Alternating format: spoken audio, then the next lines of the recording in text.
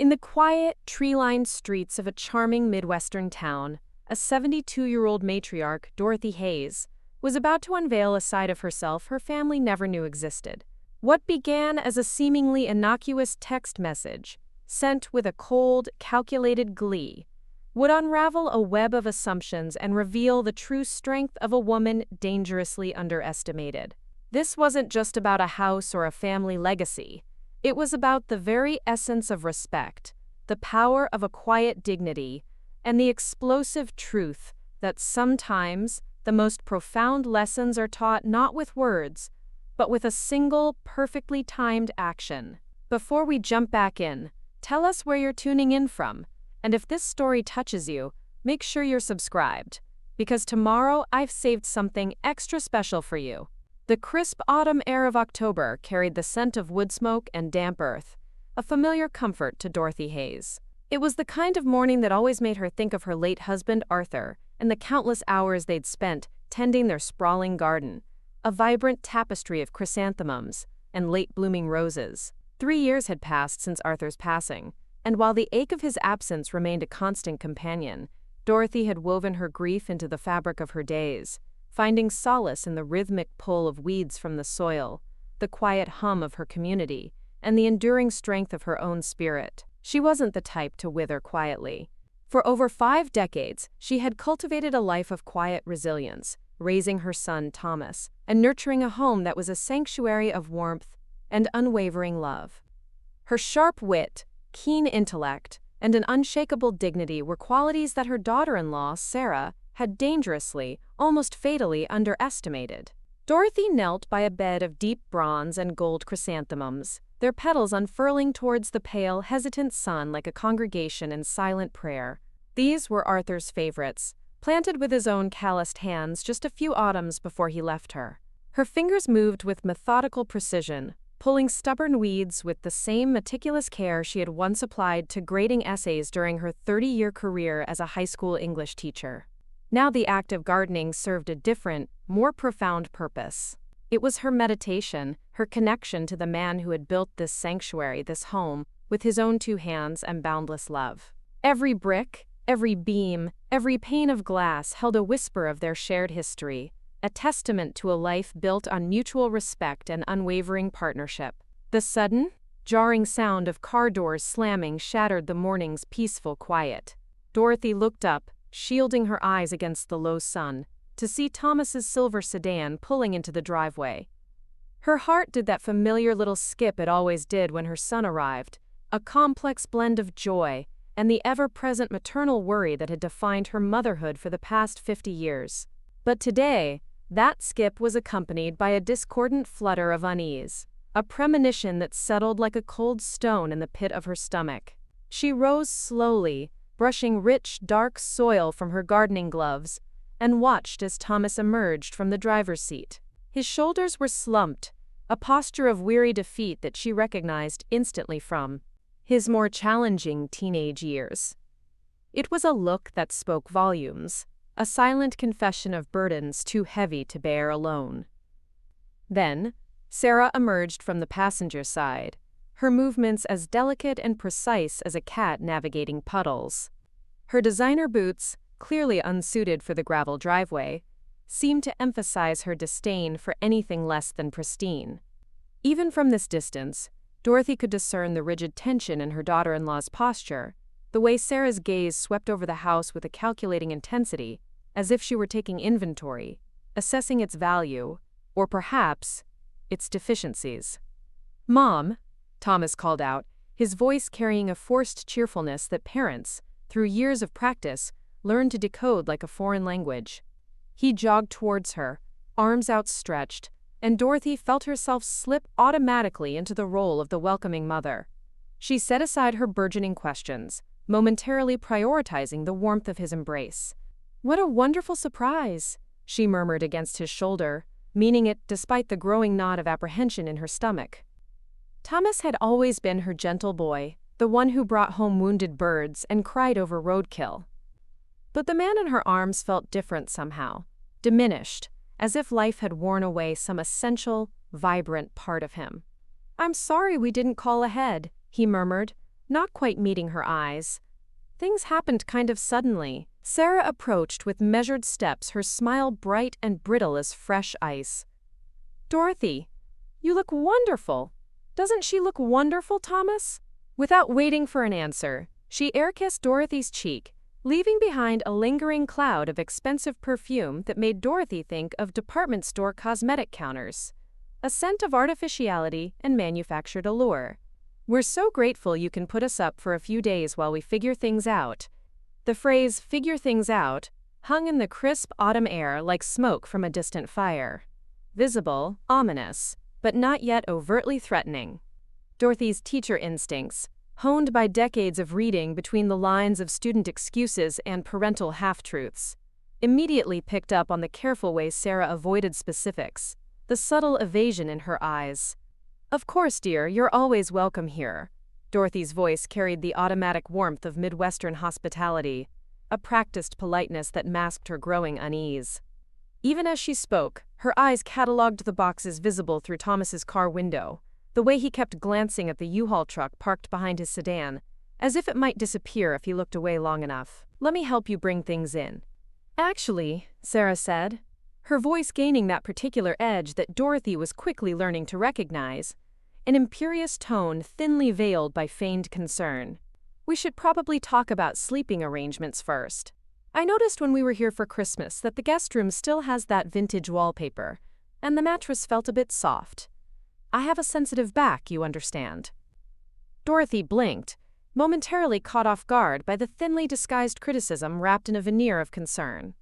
The guest room had been Arthur's den before they'd converted it after his first heart attack 5 years ago, thinking they might need a bedroom on the ground floor.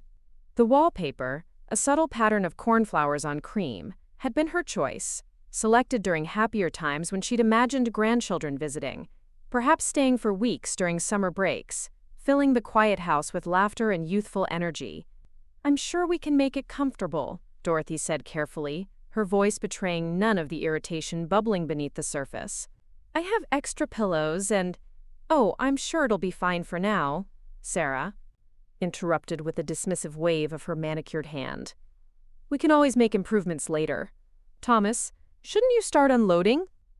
Thomas flinched slightly at his wife's tone, but moved towards the truck with the weary resignation of someone who had learned that resistance only prolonged the inevitable.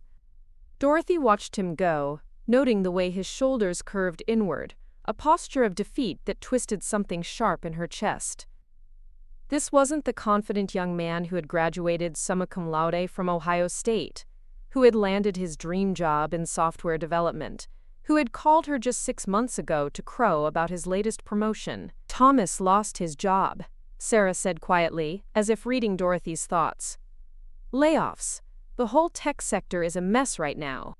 Her voice carried a strange mix of sympathy and impatience that made Dorothy wonder who exactly Sarah blamed for their current circumstances.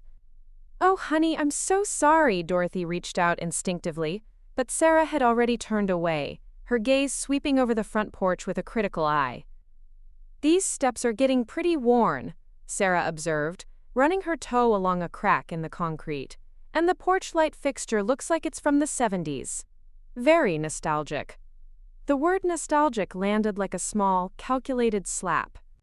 Dorothy looked at the fixture, a simple brass lantern that Arthur had installed when they'd first moved in 36 years ago, and saw it suddenly through Sarah's eyes. Not charming or well-maintained, but dated, old-fashioned, an embarrassment. "Your father always said that fixture would outlast us both," Dorothy said, surprised by the defensive note in her own voice. "Well, that's the thing about old houses," Sarah replied with a bright smile that didn't quite reach her eyes. "They require so much maintenance. But don't worry, I have lots of ideas for updates. Pinterest is amazing for inspiration these days." Thomas appeared beside them, struggling with a particularly heavy box, his face flushed with effort. "Sarah, maybe we should focus on getting settled before we start planning renovations." "I'm just making observations," Sarah said innocently, her voice dripping with feigned sweetness. "Your mother's house has such good bones to work with here. It just needs a little refreshing." Dorothy felt something cold settle in her stomach as she watched Sarah's gaze sweep across the house that she and Arthur had lovingly maintained for over 3 decades. In Sarah's eyes, she could see their home being catalogued and found wanting. The painted shutters too quaint, the garden too informal, the overall aesthetic insufficiently modern for someone of Sarah's sophisticated tastes. "Let me show you to your room," Dorothy said, forcing warmth back into her voice. "We can discuss any changes later." As they moved towards the front door, Sarah paused to examine the brass kickplate that Arthur had polished religiously every spring. "This hardware is so retro, it might actually be worth something at an antique store." Dorothy's hand tightened on the door handle, the same handle Arthur's fingers had touched thousands of times. And for just a moment, she felt his presence so strongly that she almost turned to look for him. But there was only Sarah, already mentally redecorating their foyer, and Thomas, trapped somewhere between his wife's ambitions and his mother's memories. "Welcome home," Dorothy said softly, though she wasn't entirely sure anymore what home meant when someone else was already planning its transformation. As they crossed the threshold, Sarah's voice drifted back to her. "Oh, Dorothy, we really need to do something about this lighting. It's so dim in here." Dorothy closed the door behind them and leaned against it for just a moment, feeling the solid weight of oak that Arthur had hung himself. Outside, the U-Haul sat in the driveway like a yellow question mark, full of boxes that suggested this visit might be anything but temporary. And somewhere in the back of her mind, a small voice whispered that her carefully preserved sanctuary was about to become something else entirely. The afternoon stretched ahead of them, full of unpacking and explanations, and the delicate dance of 3 adults learning to share a space that had been hers alone for far too long.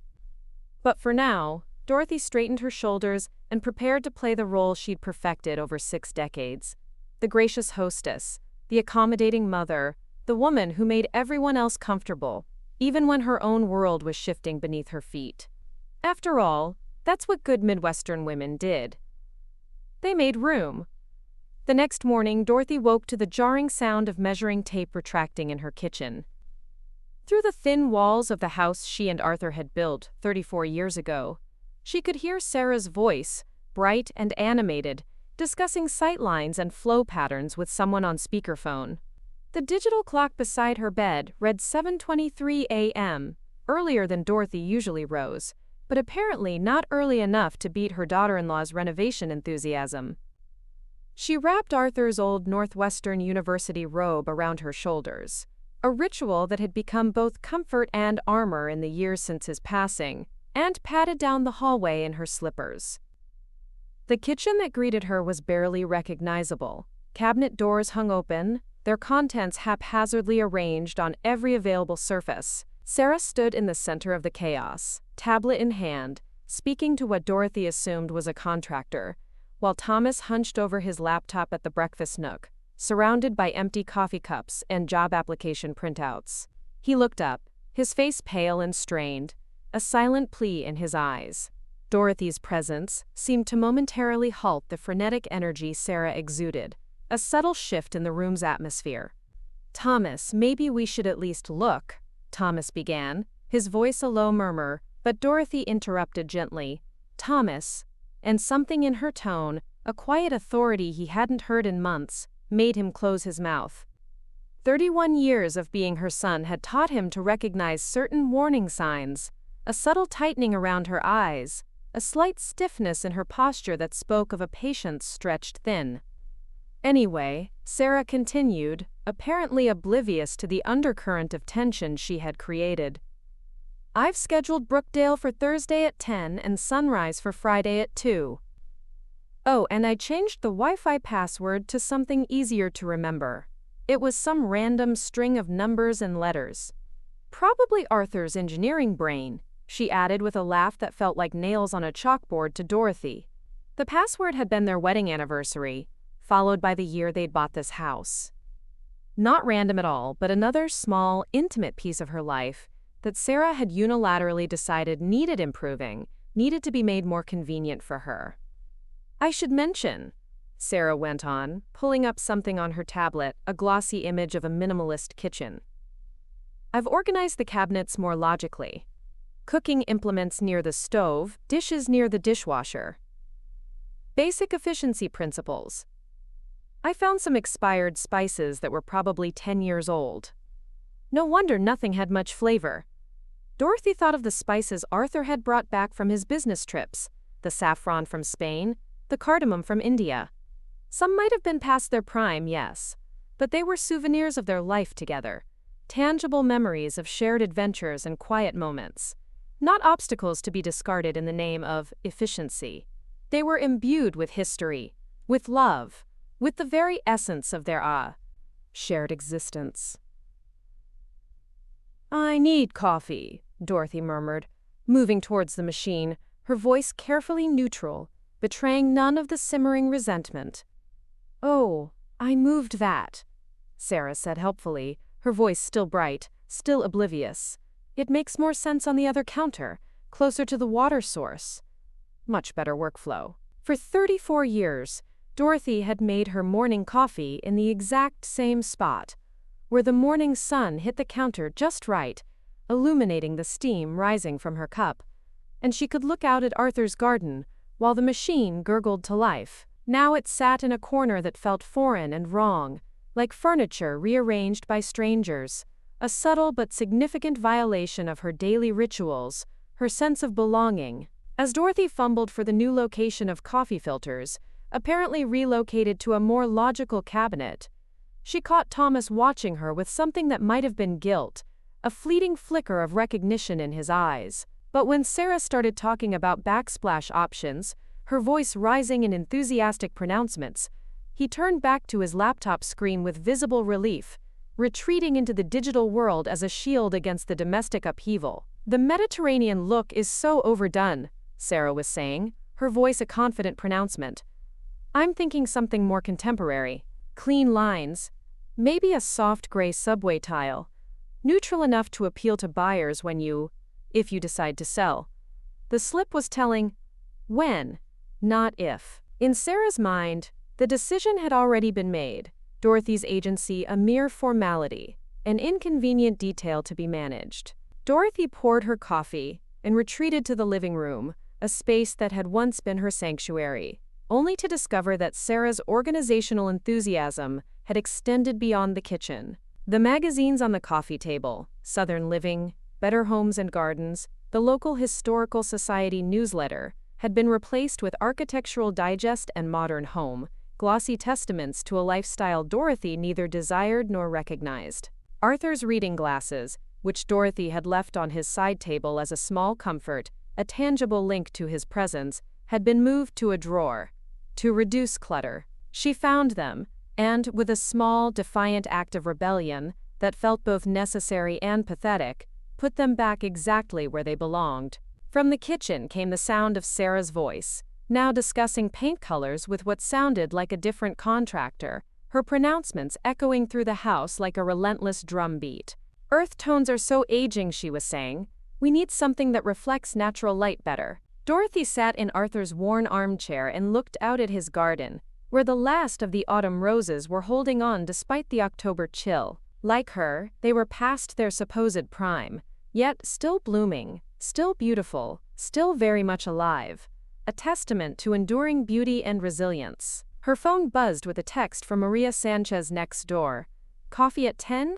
Notice some activity over there. Dorothy smiled for the first time that morning, a genuine, unforced smile. Maria had always been observant, a quality that came from 20 years of nursing and raising 3 children, largely on her own. If anyone would understand what was happening here, it would be Maria. Yes, Dorothy typed back, her fingers moving quickly across the screen. I could use the perspective. From the kitchen came the sound of another cabinet being opened. More reorganization, more improvement. Sarah's voice carried clearly, cutting through the quiet hum of the house. I know it's hard for older people to adapt to change, but sometimes you have to make decisions for their own good. Dorothy's grip tightened on her coffee cup, her knuckles turning white. Older people. Their own good. As if she were a child to be managed, a problem to be solved. rather than the woman who had built this life, this home, this family, brick by painstaking brick. But she said nothing, simply finished her coffee, and went upstairs to shower, a silent protest brewing within her. In her bedroom, she found that Sarah had helpfully tidied her dresser top, moving Arthur's cologne, a scent that still evoked his presence, to a drawer, and replacing it with a small succulent in a modern geometric planter. Dorothy moved the plant aside with a decisive hand and put the cologne back where it belonged. Another small rebellion, another line drawn in the sand, a quiet assertion of her sovereignty. As she showered, she could hear Sarah on the phone again, this time discussing hardwood floor refinishing, her voice filled with an almost manic enthusiasm. The woman had been in the house for exactly 14 days and was already planning to erase every trace of the life Dorothy and Arthur had built together, to scrub away the very essence of their shared history. By the time Dorothy emerged from her room, dressed and composed, Sarah was spreading fabric samples across the dining room table, her brow furrowed in concentration. "I hope you don't mind," Sarah said without looking up, her voice a casual dismissal of Dorothy's feelings. "I thought we could start with the living room. Something more contemporary, less heavy." The current furniture, chosen piece by piece over decades, each item carrying a weight of memories, was apparently too heavy. Too much history, perhaps, too much evidence of a life lived fully and beautifully before Sarah arrived to improve it. "Actually," Dorothy said quietly, her voice cutting through the air with a newfound clarity, "I do mind." Sarah looked up, surprised, her carefully constructed facade momentarily cracking. "Oh, well, we don't have to decide today. I just thought. I mind the assumption that changes need to be made at all," Dorothy clarified, her voice still soft, but carrying a new, unmistakable edge. "This is my home, Sarah. These are my choices to make." For a moment, something flickered across Sarah's face. Surprise, perhaps even annoyance. But it was quickly replaced by the indulgent smile she reserved for unreasonable people, for those who simply didn't understand her superior vision. "Of course," she said, her voice dripping with condescension. "I'm just trying to help. I know how overwhelming these things can be when you've been managing alone." The unfinished sentence hung between them, heavy with unspoken implications. When you're old, when you're widowed, when you're no longer capable of making good decisions.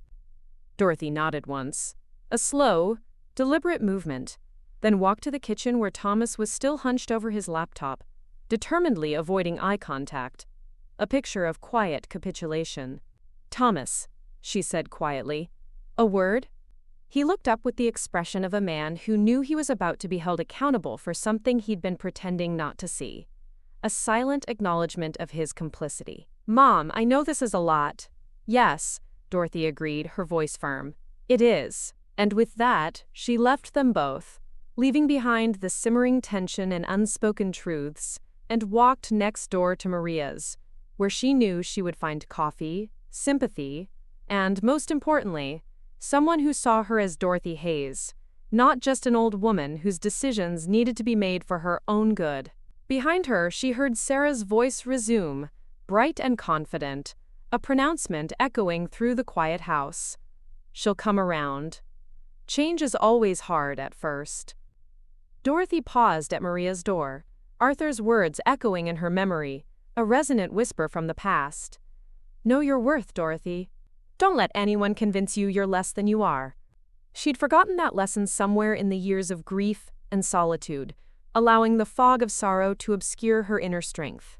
But standing on her neighbor's porch, listening to her home being redesigned without her consent, she felt the first stirring of something she hadn't experienced in months. Not anger exactly, something quieter, but far more dangerous. Determination. The morning air carried the first crisp promise of autumn as Dorothy walked the familiar path to the Riverside Community Literacy Center. Her canvas tote bag filled with reading materials and lesson plans, a symbol of her enduring purpose. She'd been making this journey every Wednesday for nearly 8 years, ever since she'd retired from teaching at Columbus East High School. The rhythm of her steps on the cracked sidewalk usually brought her peace, a meditative cadence that grounded her. But today, her mind churned with the events of the past 2 weeks, the relentless onslaught of Sarah's improvements. Sarah's voice echoed in Dorothy's memory from breakfast that morning, a grating reminder of the condescension she now faced daily.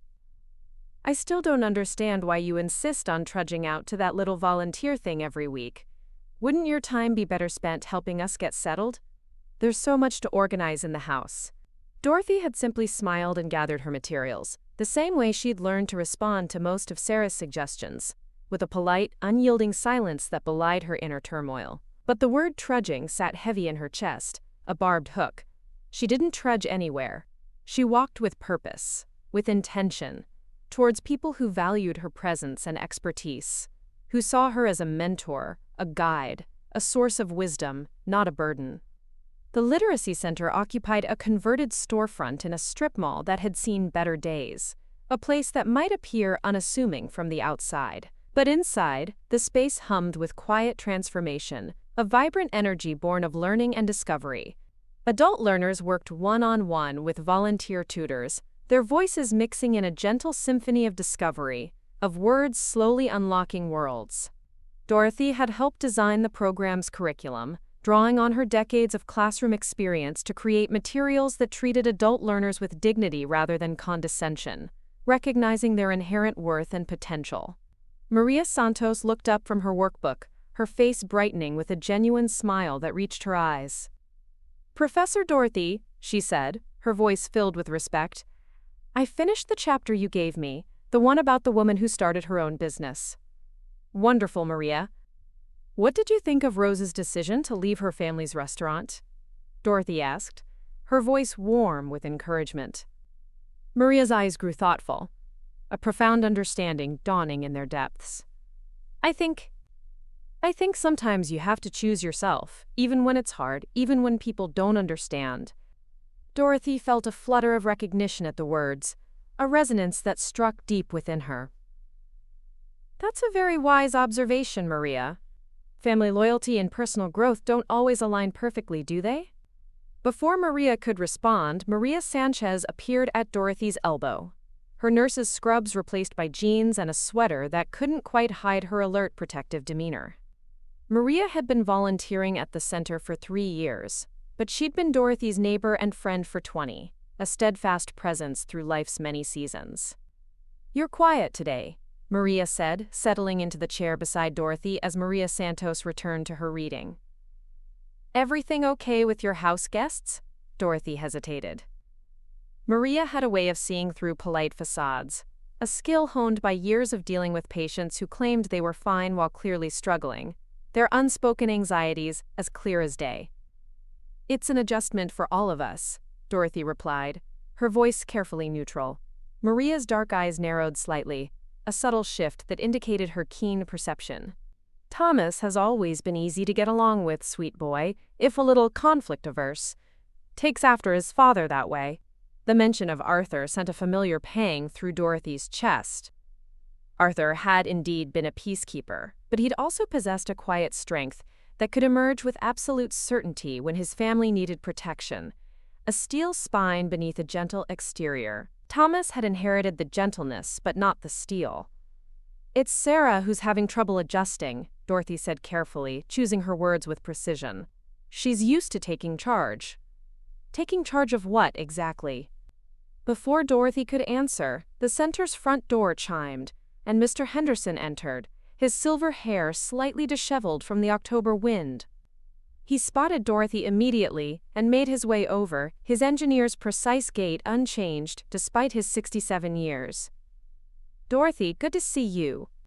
His smile was warm, but his eyes carried the same concerned expression she'd been seeing more frequently lately, a silent acknowledgement of the unspoken tensions. "How are you managing with your new arrangements?" "Fine, Mr. Henderson, just fine." Mr. Henderson's eyebrows rose slightly at her tone, a subtle signal that he recognized the forced cheerfulness. He'd known Dorothy and Arthur for over 30 years, had been Arthur's business partner and closest friend. He could read the subtle signs of stress in her voice, the way he might identify a structural flaw in a building design, an almost intuitive understanding of underlying weaknesses. "If you need anything, Dorothy." The voice that cut through their conversation was bright, artificially cheerful, and unmistakably out of place in the center's quiet, respectful atmosphere. All three of them turned to see Sarah approaching, her heels clicking against the worn linoleum floor, a jarring sound in the hushed space. She was dressed for success in a tailored blazer and designer jeans, her makeup perfect despite the early hour, a stark contrast to the casual comfort of the volunteers and learners. "Sarah?" Dorothy's voice was carefully neutral, a question more than a greeting. "What are you doing here?" "I came to collect you, of course." Sarah's smile was wide, but didn't reach her eyes, a practiced facade. "I've scheduled those appointments we discussed, the ones at Sunset Manor and Golden Years. I thought we could grab lunch afterward and really talk about your options." Dorothy felt heat rise in her cheeks, a flush of humiliation. They had not discussed any appointments. Sarah had mentioned touring senior living facilities exactly once, in passing, while Dorothy was loading the dishwasher, a casual suggestion that had felt like a veiled threat. She hadn't agreed to anything. "I'm not finished here," Dorothy said quietly, her voice firm despite the rising anger. "The program runs until noon." Sarah's laugh was light but dismissive, a sound that grated on Dorothy's nerves. "Oh, I'm sure they can manage without you for one morning. Can't you, Maria?" She turned to Dorothy's friend with a smile that somehow managed to be both condescending and conspiratorial. "You understand how important family time is." Maria's response was measured, professional, her voice betraying no emotion. "Actually, Dorothy coordinates our advanced reading group. She's not easily replaceable." "I'm sure you're all very dedicated to your little volunteer activities," Sarah continued, her tone suggesting she found such dedication charming but ultimately frivolous, a quaint hobby for those with too much time on their hands. "But Dorothy really needs to start focusing on what's best for her future, for the family's future." The conversation was drawing attention from other volunteers and learners. Dorothy could feel their eyes, could sense the shift in the room's energy, a collective discomfort. These people knew her, respected her contributions, valued her presence. To them, she wasn't someone who needed to be collected or managed.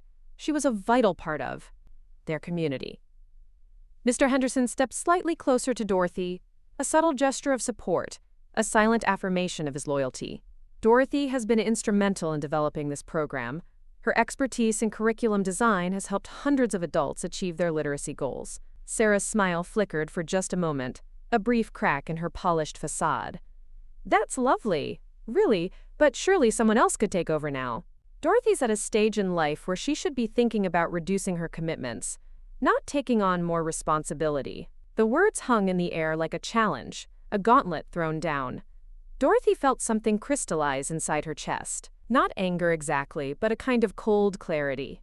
A sharp realization. Sarah truly believed that Dorothy's age automatically diminished her capabilities, that her widowhood had somehow made her obsolete, a relic of a bygone era. "The thing is," Maria said conversationally, her voice a calm counterpoint to Sarah's condescension, "Dorothy just submitted a proposal to expand the program. The State Literacy Council was so impressed, they've offered her a consultant position to help develop similar programs across Ohio." This was news to Dorothy. Maria was improvising, creating a protective fiction, a white lie born of loyalty. But the lie revealed a deeper truth. Dorothy was capable of far more than Sarah imagined, her potential boundless despite her years. Sarah's composure slipped slightly, her eyes widening in genuine surprise. That's wonderful, but certainly not practical given her current circumstances. I mean, with Thomas and me staying at the house, there's so much to coordinate. The renovations alone will require constant supervision." "What renovations?" Mr. Henderson asked sharply, his voice laced with suspicion. Dorothy closed her eyes briefly, a silent sigh. She hadn't told Mr. Henderson about Sarah's kitchen plans, about the contractor estimates, about the casual way her daughter-in-law had begun redesigning her home without permission. Just some updates. Dorothy said quickly, trying to diffuse the tension. Nothing's been decided. But Sarah was already elaborating, her voice taking on the enthusiastic tone of someone discussing an exciting project, her words painting a vivid picture of her grand designs. The kitchen is so outdated, we're talking complete gut renovation, and the master bedroom could really use refreshing. Dorothy's been so focused on the past, on Arthur's things, that she hasn't been able to see the potential. The silence that followed was heavy with unspoken judgment. Dorothy could see the shock in Maria's eyes, the quiet fury building in Mr. Henderson's expression. These people understood the sacred nature of grief, the importance of moving forward at one's own pace, not at the arbitrary dictates of another. "I think," Mr. Henderson said carefully, his voice low and deliberate, "that any decisions about Dorothy's home should be made by Dorothy herself." Sarah's laugh was beginning to sound forced, brittle. "Of course, I'm just offering suggestions, trying to help. Sometimes it takes an outside perspective to see what needs to change." Maria Santos had stopped reading and was watching the exchange with the sharp attention of someone who'd learned to recognize power dynamics through hard experience, her young eyes missing nothing. Other learners and volunteers were pretending to focus on their work while clearly listening to every word, their attention drawn to the unfolding drama. "Perhaps," Dorothy said quietly, her voice still calm, "we should continue this conversation at home." But Sarah wasn't finished. "I just think it's time for Dorothy to be realistic about her capabilities. These volunteer commitments, living in that big house alone, it's not sustainable. She needs to start thinking about what's practical, what makes sense for someone her age." The words hit Dorothy like a physical blow. Someone her age, as if her 72 years had somehow disqualified her from making her own decisions, from contributing to her community, from living independently in the home she'd helped build, the home that was an extension of her very being. Maria's voice cut through the tension, sharp and clear. "Dorothy is one of the most capable people I know. She managed a classroom of 30 teenagers for decades. She's raised 2 successful children. She's been a pillar of this community. I think she knows her own capabilities better than anyone else." "I'm sure she was very capable," Sarah said, her emphasis on the past tense unmistakable, a subtle but deliberate undermining. "But circumstances change. People need to know their place at different stages of life." The phrase hung in the air like a slap, a public humiliation. Know your place. Dorothy felt something shift inside her chest. A tectonic movement that she recognized as the moment when accommodation became impossible. When politeness transformed into a silent surrender. "You're absolutely right," Dorothy said softly, her voice carrying a newfound steel. "People do need to know their place." Sarah smiled, apparently missing the dangerous edge that had entered Dorothy's voice, misinterpreting her acquiescence as agreement. "Exactly. I'm so glad you understand. Now, about those appointments."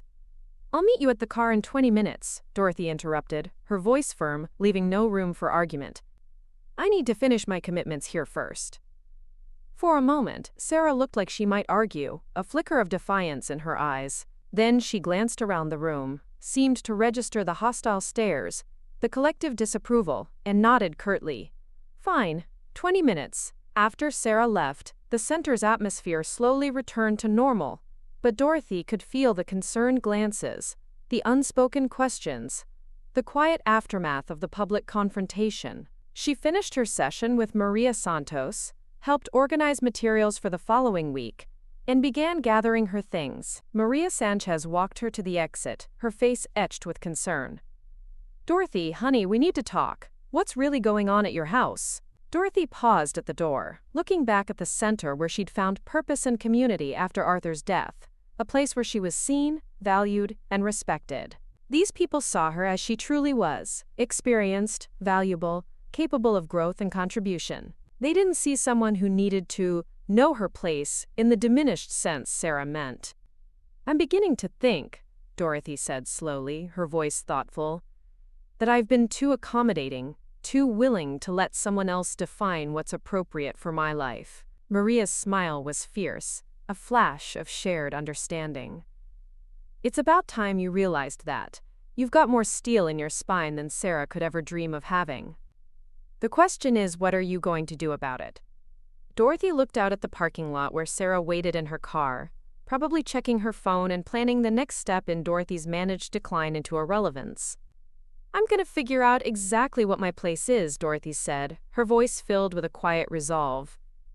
"And I have a feeling it's not what anyone expects." As she walked towards the car, Dorothy felt something she hadn't experienced in months: anticipation. For the first time since Arthur's death, she was looking forward to tomorrow, to the unfolding of a future she would define for herself. The drive home from the literacy center passed in an intense, strained silence. Dorothy stared out the passenger window, her gaze fixed on the familiar streets, seeing them now through a new lens of quiet determination. Sarah, her daughter-in-law, navigated the roads with aggressive precision, her frustration a palpable force evident in every sharp turn and sudden stop. The senior living appointments, which Sarah had sprung upon Dorothy, had been as uncomfortable as Dorothy expected, if not more so. Sarah had asked pointed questions about care levels and availability, her voice detached and clinical, while Dorothy sat quietly, feeling like a piece of furniture being appraised for donation, her dignity slowly eroding with each passing minute. The sterile environments, the forced cheerfulness of the staff, the thinly veiled sales pitches, it all contributed to a suffocating sense of being managed, of having her life choices made for her. Sarah seemed entirely oblivious to Dorothy's growing discomfort, or perhaps she simply didn't care. Her focus was solely on what she deemed practical and sensible for Dorothy's future, a future that seemed to exclude Dorothy's autonomy entirely. "I think Sunset Manor has the most potential," Sarah declared as they pulled into the driveway, her voice filled with an almost triumphant certainty. "The garden units would give you some independence while still providing the support you need. And the timing couldn't be better. They have an opening in December." Dorothy didn't respond. Her gaze was fixed on her house, her and Arthur's house, seeing it through new, fiercely protective eyes. The warm, inviting brick facade they'd chosen together, a testament to years of shared dreams and painstaking effort. The mature oak trees, their branches now bare against the autumn sky, that Arthur had planted as saplings, each one a living monument to their enduring love and growing family. The front porch, worn smooth by countless footsteps, where they'd spent countless evenings planning their future, watching their children grow, sharing quiet moments of contented companionship. Sarah saw it as outdated, inconvenient, a burden. Dorothy saw 35 years of love made manifest, a tangible embodiment of a life richly lived, a fortress built on shared history and unwavering commitment. The very stones seemed to whisper memories, each window a frame for a cherished moment. Inside, the house felt different, a subtle shift in its very essence. It took Dorothy a moment to identify why, a fleeting sense of unease that prickled at her senses. Then she noticed the small, almost imperceptible changes that, upon closer inspection, revealed a deeper, more troubling pattern of intrusion.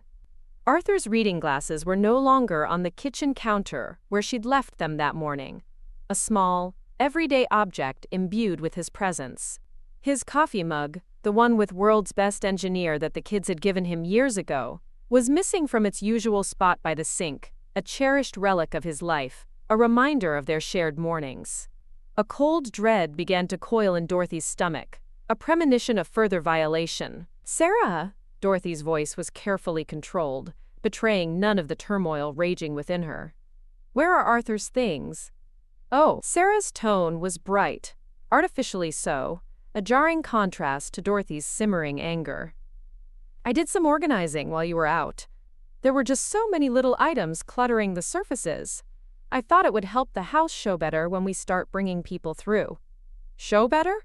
The words came out sharper than Dorothy intended, laced with a fury she could no longer entirely suppress. Sarah paused, removing her jacket with deliberate slowness, seeming to register Dorothy's tone for the first time, a flicker of surprise in her eyes. "Well, yes. I mean, eventually you'll want to list the house, right? All these personal items just make spaces feel smaller, more lived in. Potential buyers need to be able to envision their own lives here." Dorothy felt the blood drain from her face, her breath catching in her throat. Potential buyers. The words hung in the air, cold and stark, a pronouncement of a future she hadn't consented to. A complete disregard for her wishes, and her emotional connection to her home. "Oh, Dorothy." Sarah's voice took on the patient, condescending tone one might use with a confused child. A deliberate attempt to infantilize Dorothy and dismiss her feelings. "Surely you don't think you can stay here indefinitely. This house is far too big for one person, and the maintenance alone must be overwhelming. Thomas and I have been talking, and we think the smart thing would be to sell while the market is strong.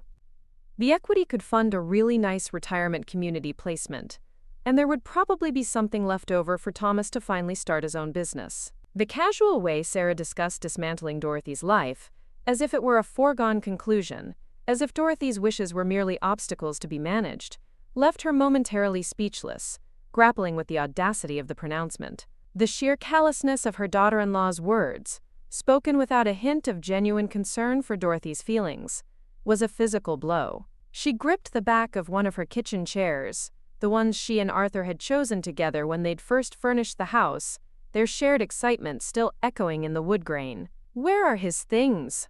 Dorothy asked again, her voice low and dangerous, a tremor beneath the carefully controlled calm. Sarah's bright, brittle smile flickered, a hint of unease finally creeping into her expression. "I put them in boxes in the garage, just temporarily, to clear the surfaces. I thought you could go through them when you're ready and decide what's worth keeping." Worth keeping. As if 35 years of shared life, of memories woven into every object, could be sorted into categories of monetary value by someone who had known Arthur for barely 3 years. Someone who lacked any true understanding of the man he was or the life they had built. Dorothy walked through the house systematically, her eyes cataloging the absences, each missing item a fresh wound. Arthur's engineering awards, which had hung proudly in his study, were missing, their blank spaces on the wall a stark reminder of his erased presence. His books, volumes on structural design, biographies of famous architects, novels he'd loved and reread countless times, were gone from their shelves, leaving behind an echoing emptiness. Even the small framed photo of them on their wedding day, a cherished symbol of their enduring love, had been removed from the living room mantel, replaced by an empty vase, stark and impersonal. In the garage she found them, stacked neatly, almost clinically, in cardboard boxes labeled in Sarah's neat handwriting, "Arthur's work stuff, old books, random items, 35 years of a man's life." Reduced to garage sale categories, a cold, clinical assessment of a lifetime's worth of treasures. Dorothy opened the box marked random items, and found the coffee mug, the reading glasses, the wedding photo. Her hands shook as she lifted out Arthur's favorite sweater, the navy cardigan she'd given him for their 10th anniversary. It still smelled faintly of his cologne, a ghostly whisper of his presence that brought tears to her eyes. The scent was a comfort, yet also a fresh pang of grief for the memory she held so dear. "I know it's hard." Sarah had followed her to the garage, her voice gentle but firm, a carefully rehearsed tone of false empathy. "But holding on to everything isn't healthy. You need to start letting go, moving forward. Arthur wouldn't want you living in the past." The presumption of speaking for Arthur, of claiming to know what he would want, sparked something dangerous in Dorothy's chest. A white-hot ember of defiance. Sarah had barely known him. She'd attended a handful of family gatherings, exchanged polite conversations over holiday dinners. She knew nothing about the man who had built this house, with his own hands, who had spent evenings in his study working on designs that would outlast his lifetime, who had loved Dorothy with a quiet, unwavering devotion that had sustained her through decades of joy and sorrow. The depth of Arthur's character, his unwavering integrity, was something Sarah could never comprehend. "You don't know what Arthur would want," Dorothy said quietly, her voice imbued with a new, steel-edged certainty. Sarah's expression shifted, her patience visibly wearing thin, her facade beginning to crack under the pressure of Dorothy's unexpected resistance.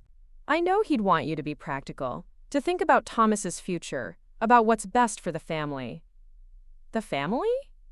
Dorothy turned to face her fully, her gaze unwavering. "You mean you and Thomas?" "Well, yes. We're the next generation. We're the ones who have to plan for the future, make the hard decisions. You can't expect to hold on to this big house forever, Dorothy. It's not fair to Thomas, and frankly, it's not realistic for someone your age. There it was again, someone your age. As if turning 72 had somehow stripped Dorothy of her right to make decisions about her own life, her own home, her own possessions. As if age inherently equated to incompetence, to irrelevance. "This is my house," Dorothy said, her voice resonating with a newfound power. "Mine and Arthur's. We bought it. We built it. We raised our children in it." "I understand you have sentimental attachments," Sarah said, her tone becoming increasingly condescending, an attempt to belittle Dorothy's emotional connection to her home.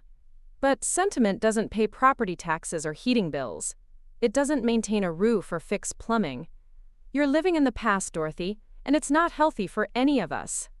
Dorothy looked around the garage at the boxes containing the remnants of her husband's life, at the woman who presumed to know what was best for everyone, who sought to erase the very essence of her existence. Something crystallized in that moment, a profound recognition that accommodation had become capitulation, that politeness had become a form of self-betrayal, a silent erosion of her spirit. "Get out," she said quietly, her voice barely a whisper, yet infused with an undeniable authority that made Sarah blink. "I'm sorry?" Sarah's voice was laced with confusion, as if she couldn't comprehend the sudden shift in Dorothy's demeanor. "Get out of my garage. Don't touch Arthur's things again. Don't make decisions about my house, my belongings, or my future without my explicit permission." For the first time since moving in, Sarah looked genuinely surprised, her self-assured composure shattered. "Dorothy, I think you're overreacting. I was just trying to help." "You were trying to erase him." Dorothy's voice grew stronger, each word a hammer blow of truth. "You were trying to make this house ready for sale, ready to become someone else's home, ready to stop being ours. You can't live here forever." Sarah's composure finally cracked, her voice rising in frustration. "You're being selfish. Thomas deserves a chance to build something of his own, to have a future that's not tied to his parents' past. This house, all this stuff, it's an anchor around his neck." The accusation hung in the air between them, sharp and stinging. Selfish! As if 40 years of marriage, of building a life and home together, was somehow an imposition on the next generation. As if her very existence, her claim to the space she'd helped create, was unfair to Sarah's plans, an inconvenient obstacle to their perceived prosperity. "I see," Dorothy said quietly. "You think I'm in the way?" Sarah's silence was answer enough, a chilling confirmation of Dorothy's darkest suspicions. Dorothy began lifting boxes, her movements deliberate, carrying them back into the house. Sarah watched, her face cycling through frustration, confusion, and something that might have been concern, a grudging respect, perhaps. "What are you doing?" "I'm putting my husband's things back where they belong," Dorothy said. "In his home, the one we built together, the one I'm not selling." "Dorothy, be reasonable." "I am being reasonable." Dorothy paused at the garage door, a box of Arthur's books in her arms. "For the first time in weeks, I'm being perfectly reasonable. This is my house, these are my belongings, my husband's belongings, and I will decide what happens to them." Sarah's face flushed, a mixture of anger and humiliation. "You can't just ignore reality. You can't live in denial about what's practical. What makes sense?" "What makes sense," Dorothy said, her voice quiet but firm, "is that you seem to have forgotten that you're a guest in my home. Guests don't reorganize their host's belongings. They don't make appointments for their hosts without permission. They don't decide what's best for other people's lives." She carried the box inside, leaving Sarah standing in the garage, stunned into silence. When she returned for the next box, Sarah was still there, but something had changed in her expression. The confident assumption of authority had been replaced by uncertainty, by the first recognition that her position might not be as secure as she'd believed, that she had fundamentally misjudged the woman before her. "Where's Thomas?" Dorothy asked, her voice calm, businesslike. "Job interview? He won't be back until late." Dorothy nodded and continued her work. One by one, she reclaimed Arthur's possessions, putting his awards back on the walls, his books back on the shelves, his coffee mug back in its place by the sink. Each item restored felt like a small victory, a reclamation of not just space, but identity, a defiant assertion of her continued presence and ownership. Sarah watched from the kitchen doorway, her earlier confidence replaced by weariness, a hint of defeat. "I was just trying to help you move forward." Dorothy placed the wedding photo back on the mantel and turned to face her daughter-in-law. "I will move forward when I'm ready, in the way I choose, and I will decide what that looks like." The phone rang then, breaking the tension, a welcome interruption.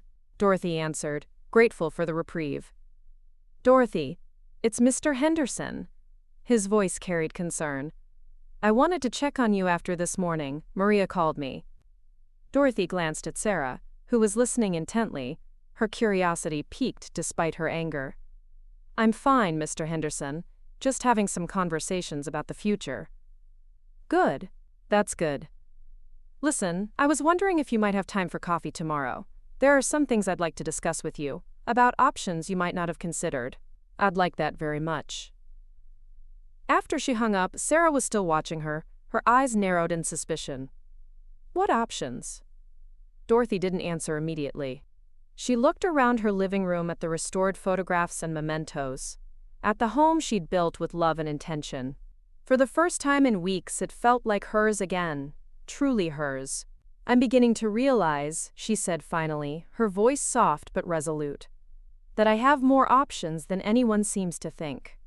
That evening, after Thomas returned, full of apologies and job interview stress, after Sarah's pointed silence during dinner, Dorothy sat in Arthur's study, surrounded by his restored belongings. The room, now vibrant with his presence, felt like a haven, a place of quiet strength. She pulled out a sheet of paper and began making a list, not of things to give away or spaces to redesign, but of resources, connections, possibilities, a blueprint for her future, a future she would craft herself. For too long, she'd allowed others to define her future, to circumscribe her choices. Tomorrow, she would begin defining it herself, on her own terms. Outside, autumn rain began to fall, a gentle, cleansing sound, and Dorothy found herself looking forward to morning for the first time since her house guests had arrived, a sense of quiet anticipation bubbling within her. Preparing and narrating this story took us a lot of time, so if you are enjoying it, subscribe to our channel. It means a lot to us. Now back to the story. Dorothy arrived at Brewster's Cafe 10 minutes early, choosing a corner table where she could see the entrance and speak privately. The morning rain had stopped, leaving the October air crisp and clean, and she felt more alert, more invigorated than she had in weeks. Last night's confrontation with Sarah had been unsettling, a clash of wills that left a residual tremor in its wake, but it had also been profoundly clarifying. The fog of grief and politeness that had clouded her judgment, that had allowed her to be slowly, subtly undermined, was finally lifting, replaced by a sharp, invigorating clarity. The experience had been a crucible, forging her resolve. Mr. Henderson appeared in the doorway, scanning the cafe until he spotted her. At 67, he still moved with the purposeful stride of a man accustomed to solving problems, though Dorothy noticed he seemed to be carrying extra weight on his shoulders these days, a burden of shared grief. Arthur's death had hit him hard too. They'd been partners for over 20 years, closer than many brothers, their bond forged in the crucible of shared ambition and mutual respect. "Dorothy," he greeted her, kissing her cheek with genuine affection before settling across from her, his weathered hands wrapped around his coffee cup. "You look better than you did yesterday." "I feel better," Dorothy replied, meeting his concerned gaze directly, her voice firm. Clearer. "Mr. Henderson, I need to tell you what's really been happening at the house." For the next 20 minutes, Dorothy laid out everything, holding nothing back. Sarah's aggressive renovation plans, the surprise senior living appointments, the casual assumption that the house would be sold, the callous boxing up of Arthur's belongings, the repeated attempts to diminish her autonomy. She detailed the subtle manipulations, the condescending remarks, the blatant disregard for her feelings and her wishes. Mr. Henderson listened without interruption, his expression growing increasingly grave, a slow burn of quiet fury building in his eyes. "Jesus, Dorothy." He sat back in his chair when she finished, a deep sigh escaping his lips. "That woman has some nerve. She thinks she's being practical, that she knows what's best for everyone. What she's being is presumptuous, And Thomas is just letting this happen. Dorothy's chest tightened, a familiar ache for her son. Thomas is struggling. The job loss, the financial pressure. I think he's grateful to have Sarah take charge of things. He's always been conflict-averse. Arthur would be furious, Mr. Henderson stated simply, his voice low but firm. The simple statement hit Dorothy with unexpected force, a wave of profound realization washing over her. Arthur would be furious. He'd protected their family, their home, their decisions, with quiet but absolute determination. He'd never let anyone, even well-meaning family, steamroll Dorothy or assume control of their lives. His unwavering support had been a cornerstone of her existence, a silent strength that had always bolstered her. "Mr. Henderson," she said carefully, her voice tentative, "I need to ask you something, and I need you to be completely honest. Do you think I'm being unreasonable, holding on to the past, standing in the way of Thomas's future?" Mr. Henderson's answer was immediate and firm, without a trace of hesitation. "Absolutely not. You're 72 years old, Dorothy, not 92. You're sharp, healthy, financially stable, and deeply connected to your community. The idea that you should give up your home and independence because someone else thinks it's practical is insulting.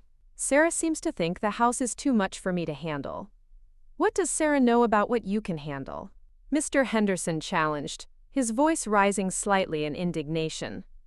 "Has she seen you manage a classroom of teenagers?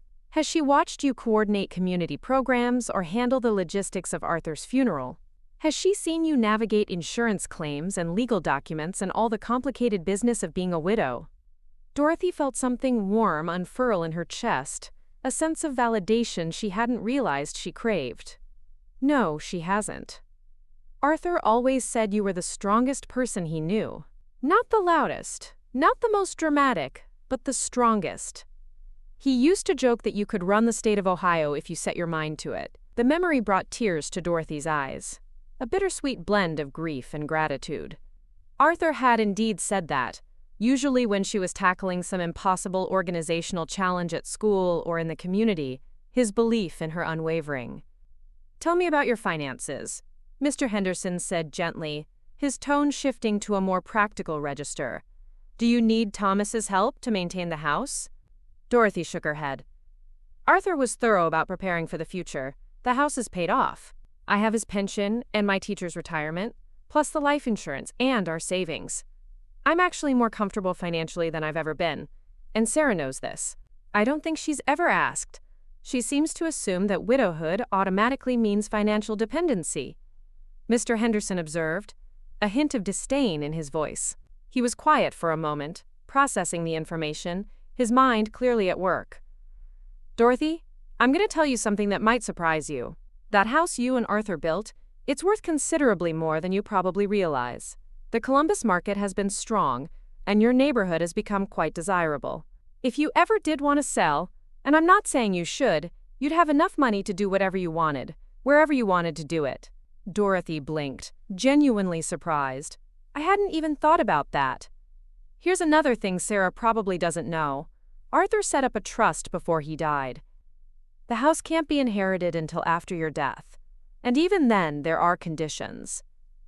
Thomas gets it only if he meets certain requirements about maintaining it for family use. Arthur was very specific about protecting your right to live there as long as you wanted." This was news to Dorothy, a revelation that shifted the ground beneath her feet. Arthur had mentioned estate planning, but she'd been too deep in grief to focus on the details when the lawyer explained everything after the funeral. The pain of her loss had blurred the practicalities, leaving her vulnerable to external pressures. "Why didn't I remember that?" she whispered. "Because you were barely functioning 6 months ago, and legal documents can be overwhelming even under the best circumstances. But the bottom line is this. Sarah's assumption that she and Thomas will inherit the house so they can sell it is wrong. Legally, practically, and morally wrong." Dorothy felt a shift inside herself, like tumblers falling into place in a complicated lock, the pieces of a puzzle finally clicking into place. "What else am I not remembering about my own situation?" Mr. Henderson smiled, a knowing glint in his eye. Well, there's the consulting offer from the State Literacy Council that Maria mentioned yesterday. That was real. It could be, Dorothy corrected. I made a few calls this morning. Your reputation in education circles is stronger than you realize. The state is looking for experienced educators to help expand adult literacy programs, and your name has come up in several conversations.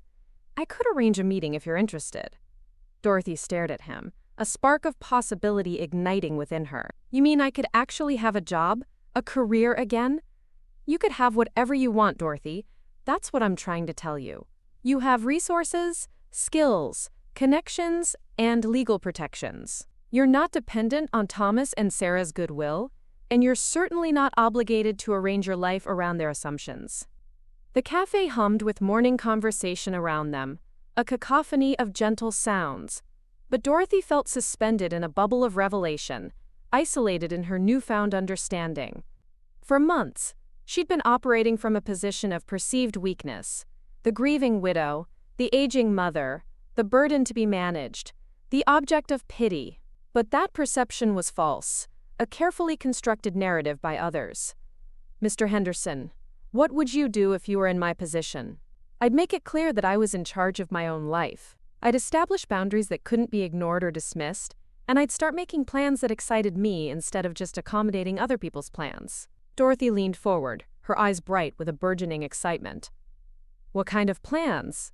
Mr. Henderson's eyes brightened, catching her enthusiasm. What have you always wanted to do that you never had time for? What dreams did you put on hold while you were raising kids and building a career? The question opened floodgates Dorothy hadn't even realized existed, a torrent of long-buried desires and aspirations. I always wanted to travel. Arthur and I talked about it. But there was always something. The kids' activities, work obligations, his parents' health issues. We kept saying someday, and then, she trailed off, the bittersweet memory of unfulfilled dreams hanging in the air. Where did you want to go? Mr. Henderson prompted gently, encouraging her. Everywhere, but especially Central America. I've been following the literacy work being done in Costa Rica, Guatemala. I used to dream about spending time there. Maybe volunteering with their English programs. That's not just a dream, Dorothy. That's completely doable.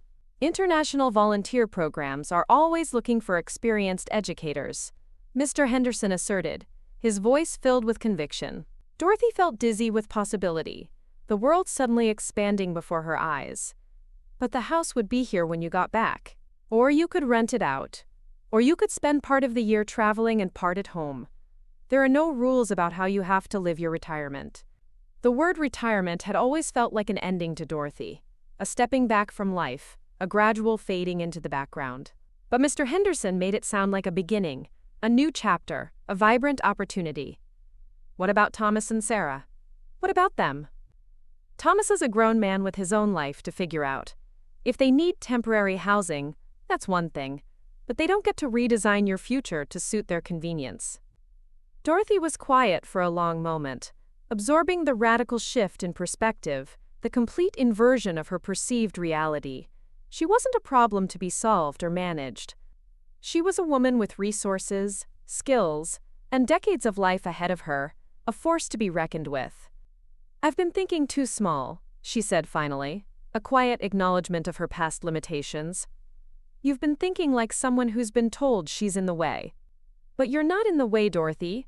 You're just getting started. As they prepared to leave, Mr. Henderson placed a gentle hand on her arm. I want you to promise me something. Before you make any major decisions about the house or your future, talk to me. Let me help you understand all your options. I promise. And Dorothy, he added, his voice firm, stop letting other people define what's realistic for your life. You've got more power than they know, and it's time you started using it. Walking back to her car, Dorothy felt the October air differently, not as the chill of approaching winter, but as the freshness of change, a revitalizing breeze. She had work to do, plans to make, a future to design, and for the first time since Arthur's death, that future felt like something she could look forward to rather than simply endure. When she arrived home, she found Sarah in the kitchen with fabric swatches and paint samples spread across the table, an almost manic energy about her. "Dorothy, perfect timing. I wanted to show you the color palette I'm thinking for the renovation. I know change is hard, but I really think you'll love how fresh everything will look." Dorothy looked at the samples, then at Sarah's expectant face, then at her own kitchen, the one she and Arthur had designed together, the one that held 35 years of memories. Each scratch and faded mark a testament to a life well lived. "Sarah," she said calmly, her voice steady and clear, "we need to talk." The conversation ahead wouldn't be easy, but for the first time in months, Dorothy was looking forward to it. She knew exactly who she was and what she wanted, and she was ready to stop apologizing for both. The conversation about Sarah's renovation plans had gone better than Dorothy expected. Not because Sarah had been receptive, quite the opposite, but because Dorothy had discovered something powerful in her own calm refusal to be swept along by someone else's vision for her life, a strength in simply saying no. When Sarah had finally stormed upstairs, muttering about impossible stubbornness, Dorothy had felt not guilt, but relief, a sense of liberation. Now, 3 days later, she stood in her backyard preparing for the annual Hayes family barbecue, a tradition she'd maintained for 15 years, a beloved ritual that brought friends and family together. The October afternoon was perfect, crisp air, golden light filtering through the maple trees that Arthur had planted as saplings, their leaves now a riot of crimson and gold. The last of the season's flowers still bloomed vibrantly in the beds they had designed together, a stubborn defiance against the encroaching chill of autumn. The scent of grilling food began to waft through the air, mixing with the earthy aroma of falling leaves, a comforting blend of the familiar and the fleeting. Dorothy moved about with an easy grace, arranging platters of food on the picnic table, setting out drinks, her movements imbued with a quiet purpose. The sounds of gentle chatter and laughter began to fill the air as her guests slowly started to arrive, transforming the quiet backyard into a lively hub of community. "Mom, you didn't have to do all this." Evelyn's voice carried across the yard as she emerged from the house, her dark hair pulled back in a practical ponytail, her nurse's scrubs replaced by jeans and a sweater that made her look younger than her 26 years. Dorothy smiled at her daughter, feeling the familiar warmth that came with Evelyn's presence. Unlike Thomas, Evelyn had inherited Arthur's quiet strength along with his gentleness, a balanced temperament that was both observant and deeply empathetic. She'd flown in from Denver that morning, ostensibly to help with the barbecue, but really to assess the situation with Thomas and Sarah, her keen eye missing nothing. "I enjoy it," Dorothy said, arranging platters on the picnic table. "Besides, it's not just for family anymore. The Sanchezes are coming, and Mr. Henderson, and Mrs. Peterson from down the street, and Sarah's mother." Dorothy nodded, a slight curve to her lips. Eleanor Williams had called earlier that week, expressing her desire to meet Dorothy properly and see where her daughter was staying. Sarah had seemed less than enthusiastic about her mother's visit, which Dorothy found interesting, a small crack in Sarah's usually impenetrable facade. "There she is now," Evelyn said, nodding toward the sliding glass door where Sarah appeared, followed by a tall, elegant woman in her mid-50s whose silver hair was styled in a sleek bob. Eleanor Williams moved with the confident posture of someone accustomed to professional success, her movements precise and assured. But her eyes held a warmth that Sarah's often lacked, a genuine kindness that softened her otherwise formidable presence. She approached Dorothy with a genuine smile, extending a hand.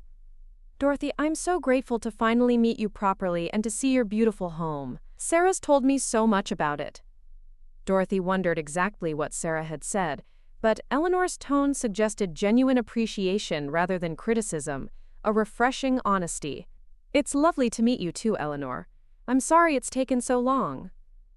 "Well, life has a way of keeping us busy, doesn't it? But I'm here now, and I have to say, this yard is absolutely gorgeous. You must spend a lot of time maintaining it."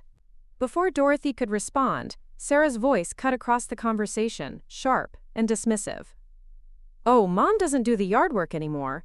We've been talking about hiring a service. It's really too much for someone her age." The casual dismissal, spoken in front of Eleanor and Evelyn, landed like a calculated slap, a public undermining of Dorothy's capabilities. Dorothy felt her daughter Evelyn stiffen beside her, a subtle tremor of indignation. But it was Eleanor whose expression shifted most dramatically, a flicker of confusion and disapproval. "I'm sorry?" Eleanor's voice carried a note of genuine confusion, a mild protest. "Too much for someone her age? Dorothy, you're what, 72? My neighbor is 75 and still manages her prize-winning rose garden." Sarah's laugh was forced, brittle, designed to deflect the unexpected criticism. "Well, it's not just about ability, it's about being practical, focusing energy on what's important.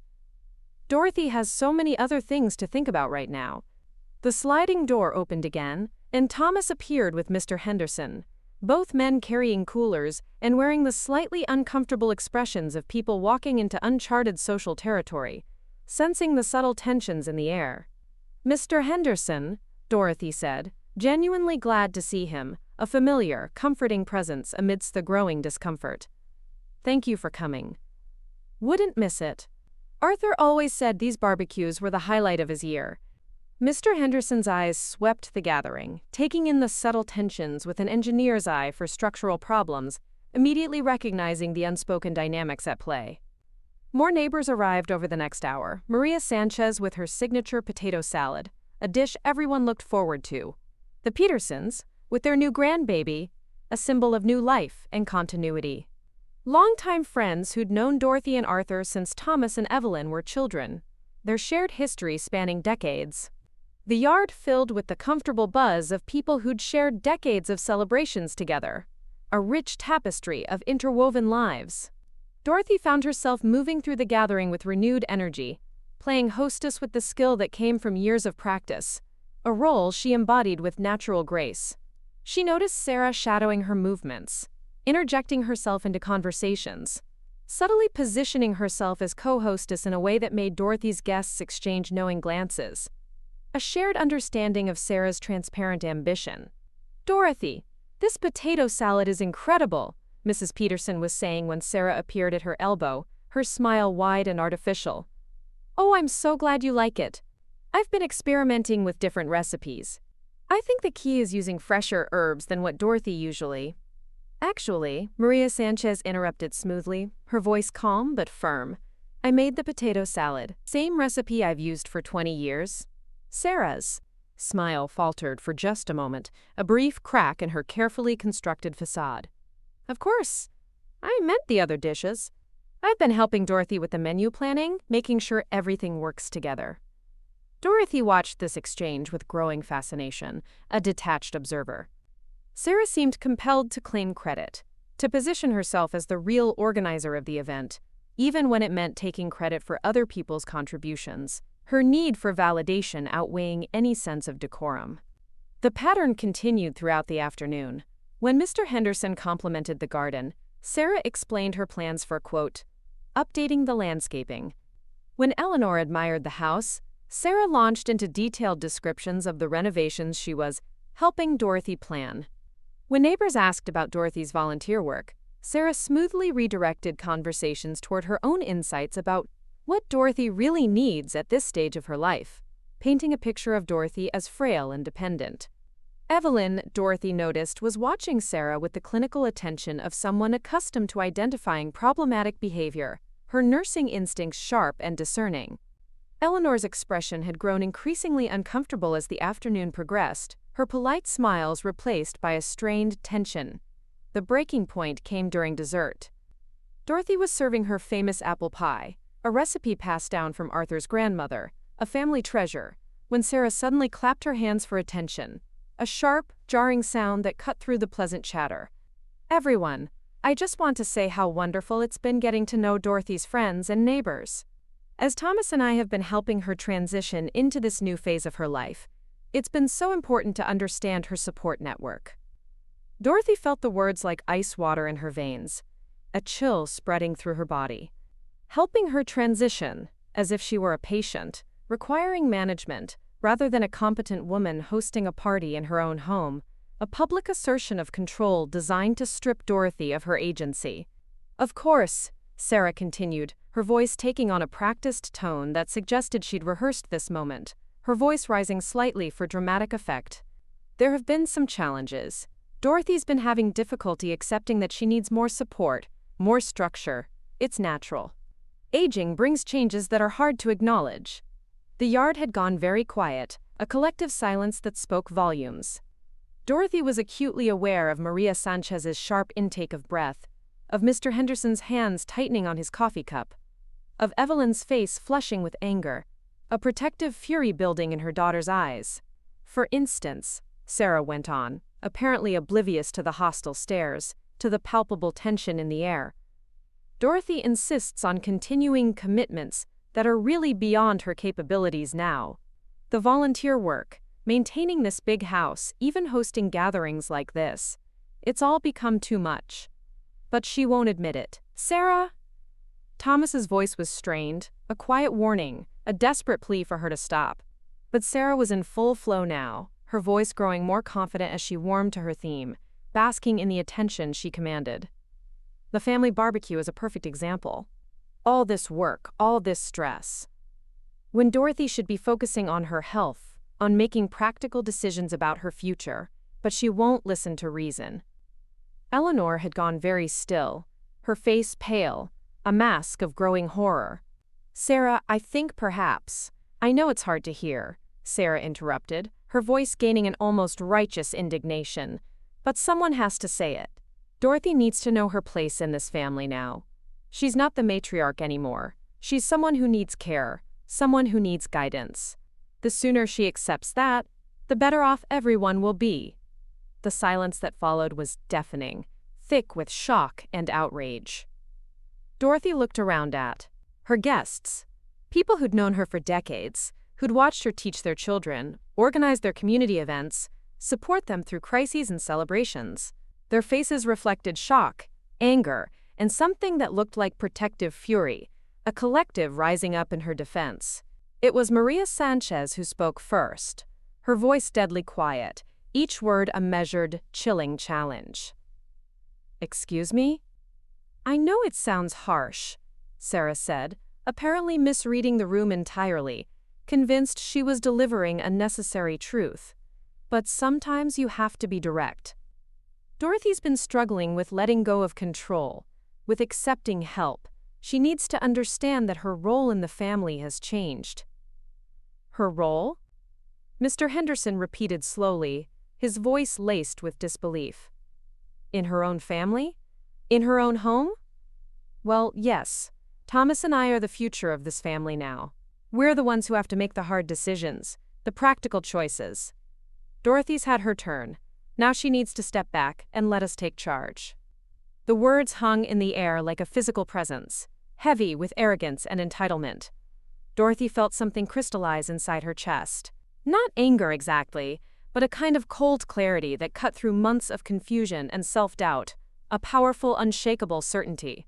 "You're absolutely right," Dorothy said quietly, her voice resonating with a newfound authority that cut through the silence. Sarah's face brightened with surprise and relief, mistaking Dorothy's words for agreement.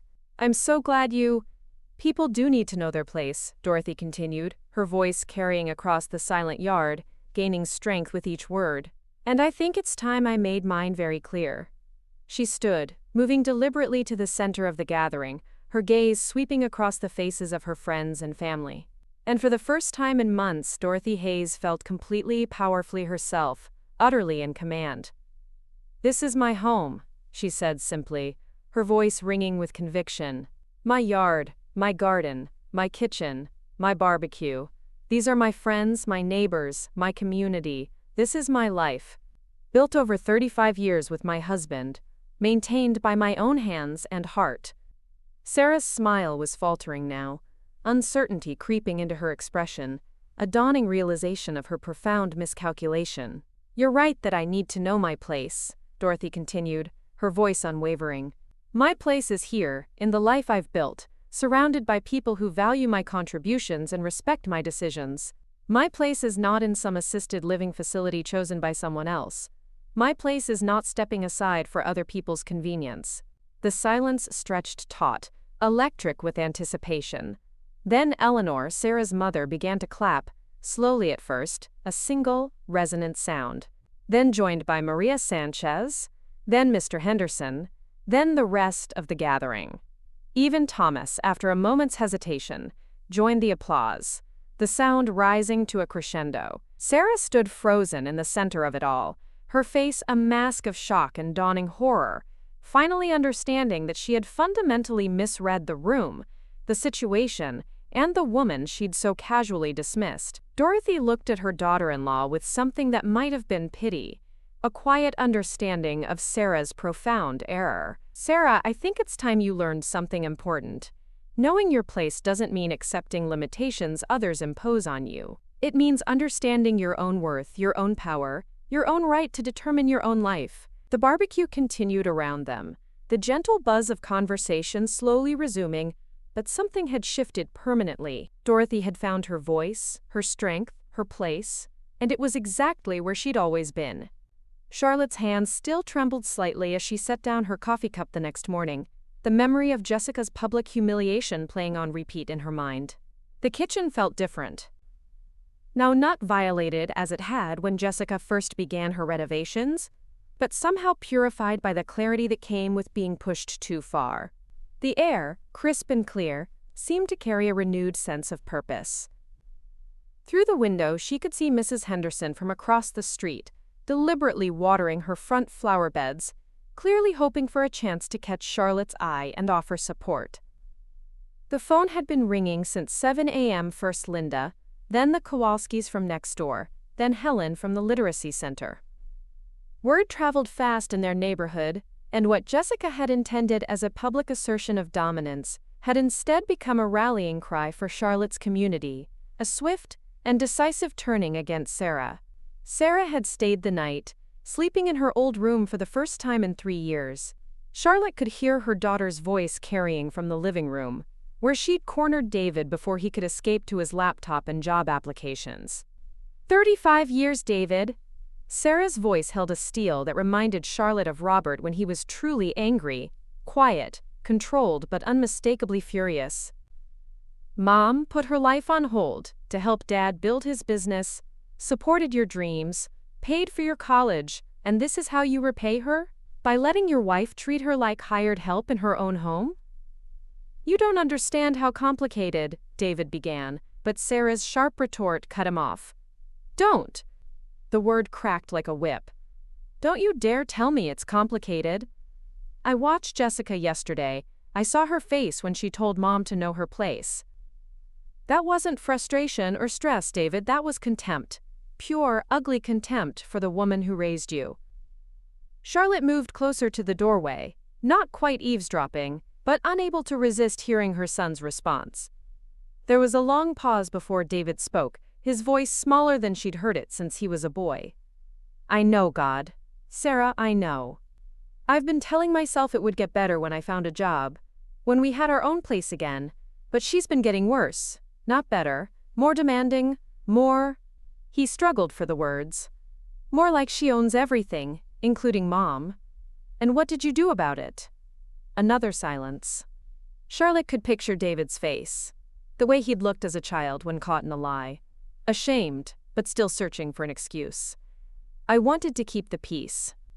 Jessica's been under so much stress with my unemployment, with having to live here, when she expected we'd have our own house by now. I thought if I could just find work. You threw Mom under the bus to keep your wife happy. Sarah's words were surgical in their precision. You chose Jessica's comfort over Mom's dignity in her own home. How do you think Dad would feel about that choice? The mention of Robert hit its mark.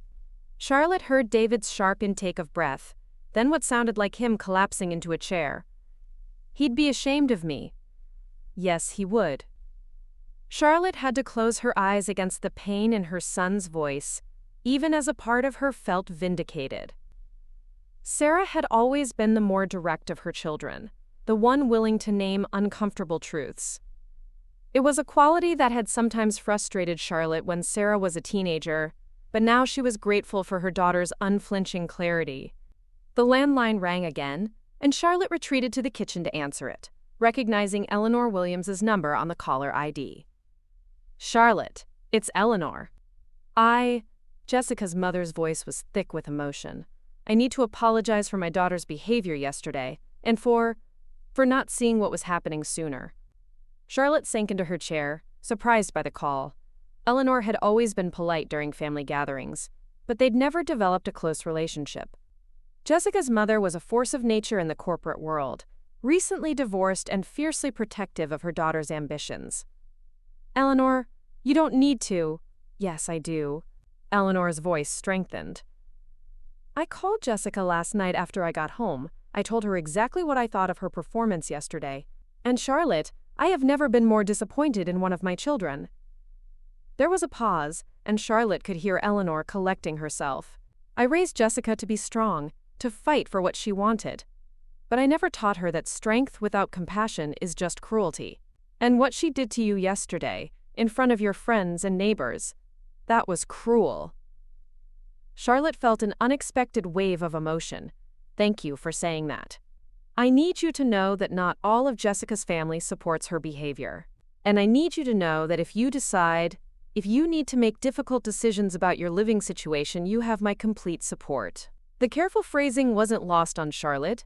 Eleanor was giving her permission to take whatever action she deemed necessary, even if it meant consequences for Jessica and David. "I appreciate that more than you know." After Eleanor hung up, Charlotte sat in the sudden quiet of her kitchen, processing the morning's revelations. Through the doorway, she could hear Sarah and David's conversation continuing in lower tones, her son finally beginning to grasp the full scope of what his silence had caused. The back door opened, and Henry Wu stepped inside with the casual familiarity of 20 years of friendship. He carried a manila folder and wore the expression Charlotte had learned to recognize as his problem-solving face. "Coffee still warm?" she offered. But Henry shook his head. "Already had 3 cups. Couldn't sleep after yesterday."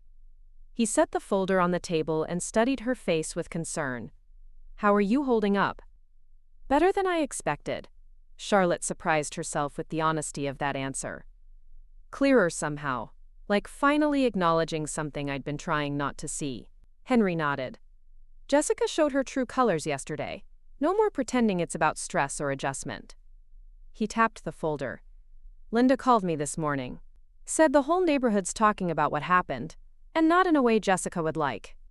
Before Charlotte could respond, Sarah appeared in the doorway, her face flushed with emotion and determination. "Mom, I need to talk to you about what's really going on here, and about what you're planning to do about it." Charlotte looked between Henry and her daughter, seeing the same protective concern in both their faces. For months, she'd felt increasingly isolated in her own home, her voice diminished and her comfort secondary to Jessica's demands. Now, suddenly, she was surrounded by people who saw her worth and were prepared to fight for her dignity. "Sit down, both of you," she said, gesturing to the kitchen table. "It's time I told you about some plans I've been making." Henry raised an eyebrow. "Plans?" Charlotte smiled, feeling a flutter of excitement, mixed with nervousness. "You remember Dr. Patricia Morales from the university? The one who ran that literacy conference Robert and I attended 3 years ago? The Hamailo. One working in Costa Rica?" Henry's expression shifted to surprise and something that might have been pride. "She contacted me 6 weeks ago. There's a position opening with their English literacy program, 6 months initially, possibly permanent if it works out. It would mean living in San Jose, working with local communities, helping establish reading programs in rural areas." Charlotte's voice grew stronger as she spoke. "I've been accepted. I leave in 3 weeks." Sarah's mouth fell open. "Mom, that's incredible. That's exactly the kind of work you've always talked about doing. You didn't think I'd actually do it?" Charlotte said, reading her daughter's expression. I thought you were too tied to this house, to Dad's memory, to ever really leave." Charlotte reached across the table to squeeze Sarah's hand. "This house will always be here. Your father's memory goes with me wherever I am." But Jessica was right about one thing. I have been living too much in the past, not because I was weak or afraid, but because I was grieving and needed time. That time is ending. Henry opened his folder, revealing legal documents and financial statements. Charlotte asked me to help her get everything in order.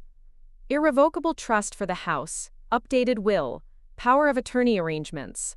She's been planning this for 2 months. And Jessica has no idea?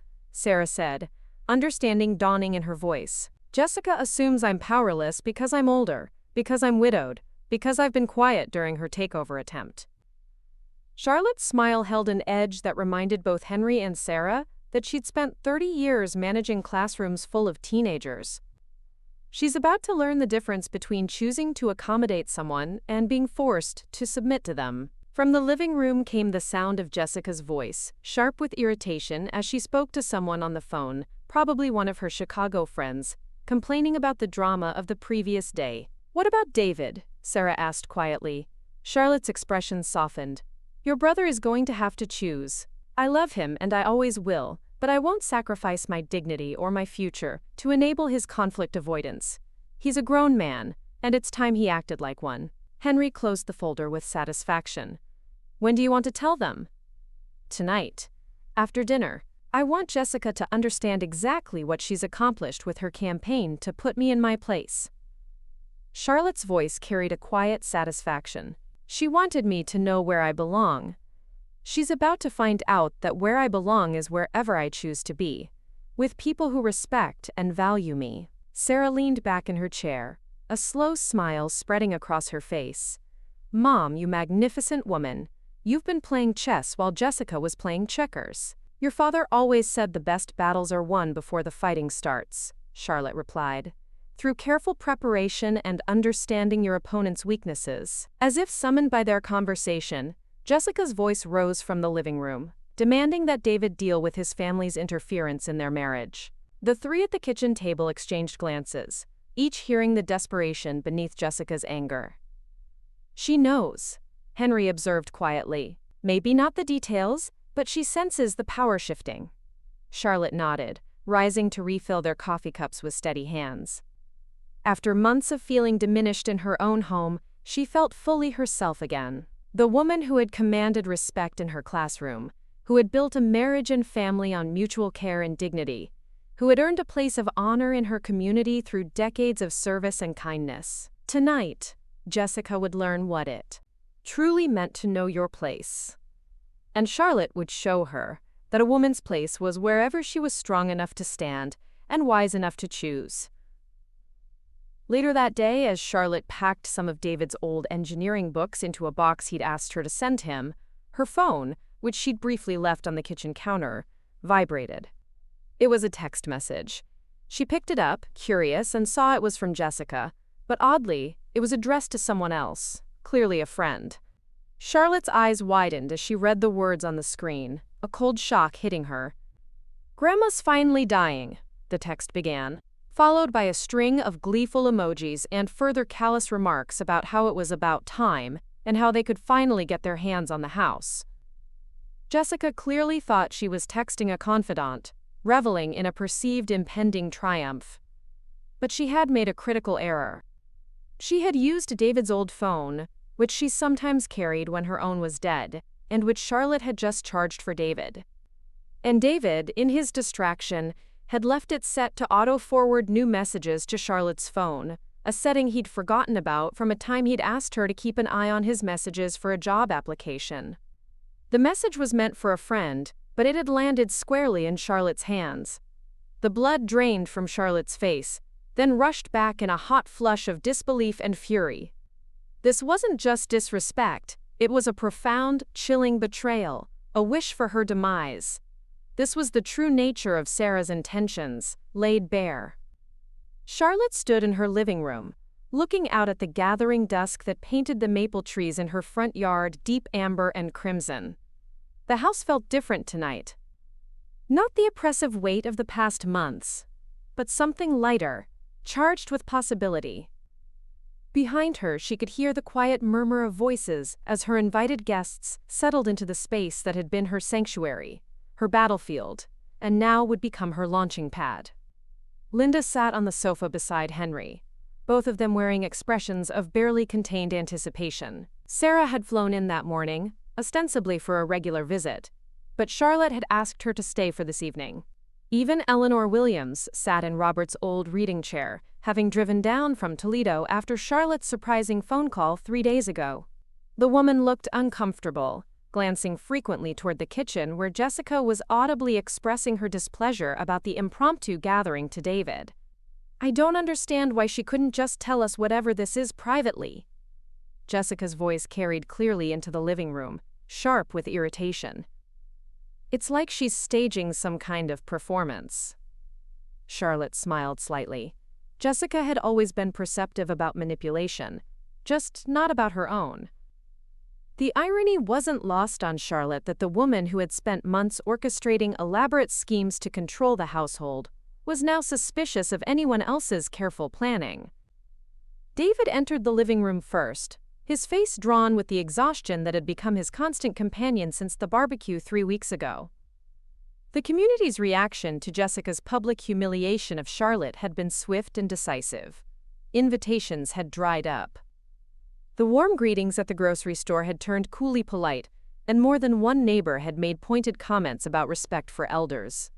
David had finally begun to see the damage his silence had caused, but he still moved through the house like a man walking on broken glass.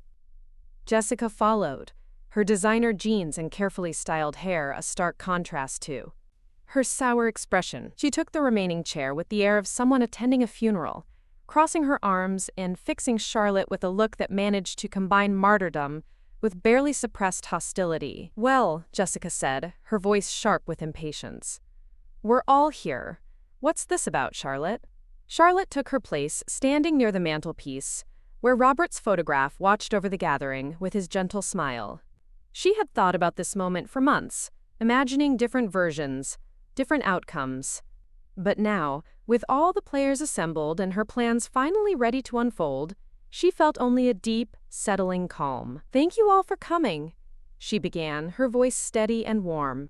"I know this seems a bit formal, but I have some announcements to make that will affect all of us, and I wanted everyone to hear them at the same time."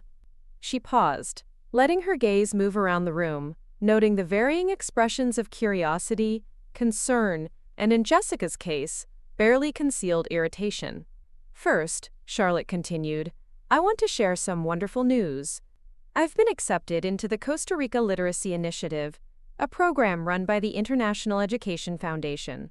They've selected me to help establish English literacy programs in rural communities, starting with a 6-month commitment in January." The silence that followed was profound. Linda's face broke into a delighted grin while Henry nodded with obvious pride.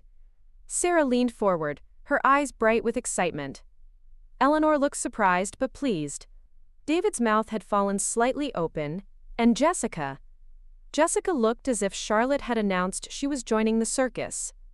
"Costa Rica?" David finally managed. "Mom, that's incredible. But are you sure? I mean, at your age." "At my age," Charlotte interrupted gently, her eyes sparkling, "I have finally reached a point where I can pursue opportunities I've always dreamed about. Which brings me to my second announcement." She moved to the small secretary desk in the corner and withdrew a thick manila folder, setting it on the coffee table where everyone could see it. "Many of you may have been under certain misconceptions about my financial situation," she said, her tone remaining conversational despite the gravity of her words. "Perhaps because I've lived modestly, or because widows are often assumed to be dependent on their children's generosity. I want to clarify a few things." Jessica's posture had shifted, her arms uncrossing as she leaned forward slightly, a predatory gleam in her eyes. David looked confused while the others waited with obvious interest. "Robert and I were very fortunate in our investments over the years. In addition to his engineering pension and my teacher's retirement, we made some quite successful real estate investments in the 1990s. We also inherited property from my parents that has appreciated considerably." Charlotte opened the folder and withdrew several official-looking documents. "The current value of our combined assets is approximately $2 to $3 million. The number hung in the air like a crystal chandelier, beautiful and fragile and utterly transformative." David's face had gone pale, while Jessica showed a progression of emotions from shock to confusion to something that looked remarkably like panic. "Furthermore," Charlotte continued, 3 years ago, Robert and I established an irrevocable trust with Henry's firm handling the legal work. This house, along with our primary investments, cannot be sold, transferred, or inherited until I choose to activate those provisions. Should anything happen to me, Sarah has been named primary trustee, with specific instructions about the property's care and eventual distribution. Sarah nodded, her expression solemn. Mom asked me to review everything last year. I've been honored to accept that responsibility. Jessica's mouth opened and closed several times before she found her voice. But David said, we thought. She stopped, seeming to realize that anything she said would reveal the depth of her assumptions about inheriting Charlotte's home. You thought what, dear? Charlotte asked, her tone genuinely curious, though her eyes held a hidden depth. Jessica's face flushed red. I just assumed that as David's wife we would eventually… the house is so big for just one person, and we've been talking about starting a family. Have you? Charlotte's eyebrows rose slightly. David, you haven't mentioned wanting children. When did this conversation happen? David shot a panicked look at Jessica, then back at his mother. We've talked about it generally. In the future. Maybe. I see. Charlotte's voice remained neutral, but Linda made a small sound that might have been a suppressed snort. Well, that brings me to my third announcement. She withdrew another set of papers from the folder. The Costa Rica position, if I choose to extend it, could become permanent. They're looking for someone to help establish a regional training center. And frankly, the idea of spending my remaining years doing meaningful work in a beautiful place is quite appealing. Eleanor spoke for the first time since arriving. Charlotte, that sounds absolutely wonderful. What an adventure at this stage of life. Thank you, Eleanor. Your support means a great deal to me. Charlotte smiled at Jessica's mother, noting how the older woman's approval seemed to further unsettle her daughter. Of course, this doesn't mean I'm abandoning family or Ohio permanently. I'll maintain the house and return regularly, but it does mean I'll be living my life according to my own priorities and timeline. She set the papers back in the folder and looked directly at David and Jessica, her gaze steady. Which brings me to the practical matters affecting your current living situation. Jessica's hands had clenched into fists in her lap. What kind of practical matters? You're both welcome to continue living here while I'm away, under certain conditions. Charlotte's voice remained pleasant, but there was steel underneath now. First, the house remains exactly as it is. No renovations, no redecorating, no changes to the fundamental character of the home Robert and I built together. Second, all household decisions, from grocery shopping to maintenance, will be handled according to my instructions, which Sarah will oversee during my absence. David started to speak, but Charlotte held up a gentle hand. Third, you'll both contribute to household expenses according to your means. I've prepared a modest rental agreement that reflects current market rates for a home of this size and location, with utilities split proportionally. She handed David a document from the folder. Henry's firm drew this up. I think you'll find the terms quite reasonable, certainly more reasonable than what you'd pay for comparable housing elsewhere in Columbus. Jessica shot to her feet, her face now bright red with anger and humiliation. You can't be serious! We're family! You can't charge your own son rent to live in his childhood home. Jessica. Charlotte's voice carried a new quality, something that made everyone in the room straighten slightly. This is my home. Robert and I purchased it, maintained it, and loved it for 35 years. David lived here as a child because he was our dependent child. He is now a 31-year-old married man, whose wife has spent the last 6 months treating me like an unwelcome guest in my own house. The words hung in the air with devastating clarity. Even David flinched, a clear sign the truth had landed. But more importantly, Charlotte continued, her voice softening slightly, I'm offering you both an opportunity to build something of your own while having the security of family support. That's more generous than many families would provide. Jessica's eyes were bright with tears now. Whether from anger or humiliation, Charlotte couldn't tell. You've been planning this. All of it. While we've been trying to help you adjust to widowhood and figure out your future, you've been scheming behind our backs. I've been taking care of myself, Charlotte corrected calmly. Something I've been doing successfully for 72 years, despite what you may have assumed about my capabilities. Henry cleared his throat.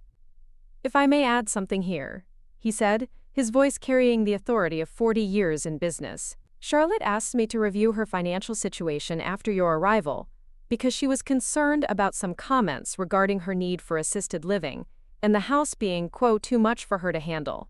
What we discovered was that she's in an enviable position for retirement, financially independent, intellectually engaged, and physically healthy.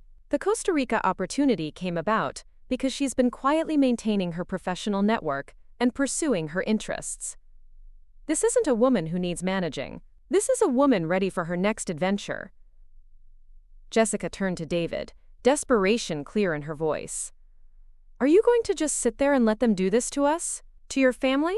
David looked between his wife and his mother, and for the first time in months, Charlotte saw something in his expression that reminded her of Robert, a quiet strength finally asserting itself.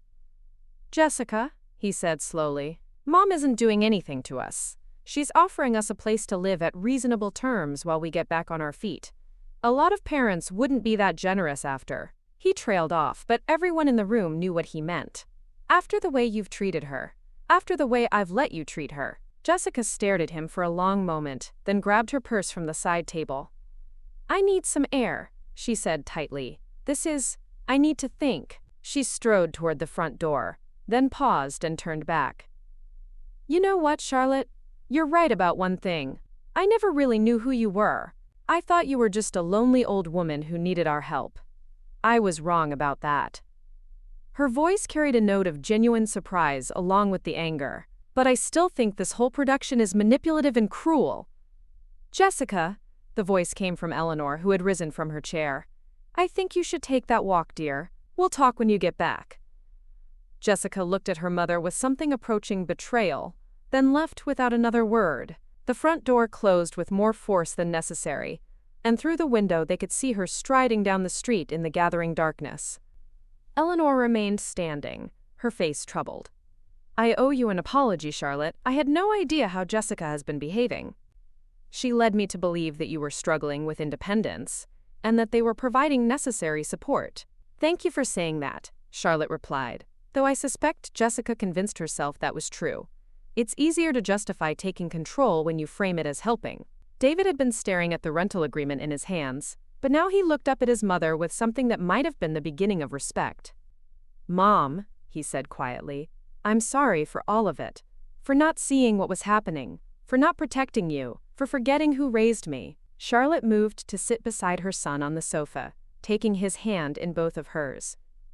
David, sweetheart, you're not responsible for Jessica's choices, but you are responsible for your own, and there's still time to make better ones. The room fell into a comfortable quiet, broken only by the soft tick of the mantelpiece clock, and the distant sound of Linda quietly weeping with what looked like proud joy.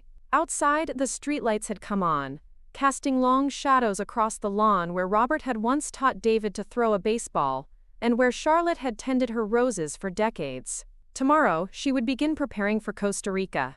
Tonight, for the first time in months, Charlotte Langley sat in her own living room, knowing exactly who she was and where she belonged. And that place, she realized with quiet satisfaction, was anywhere she chose to be. The streetlights cast long shadows across Charlotte's living room as the last of her guests departed, leaving only David sitting across from her, the rental agreement still clutched in his hands. The house felt different now, not empty but expectant, as if it too was preparing for the changes ahead.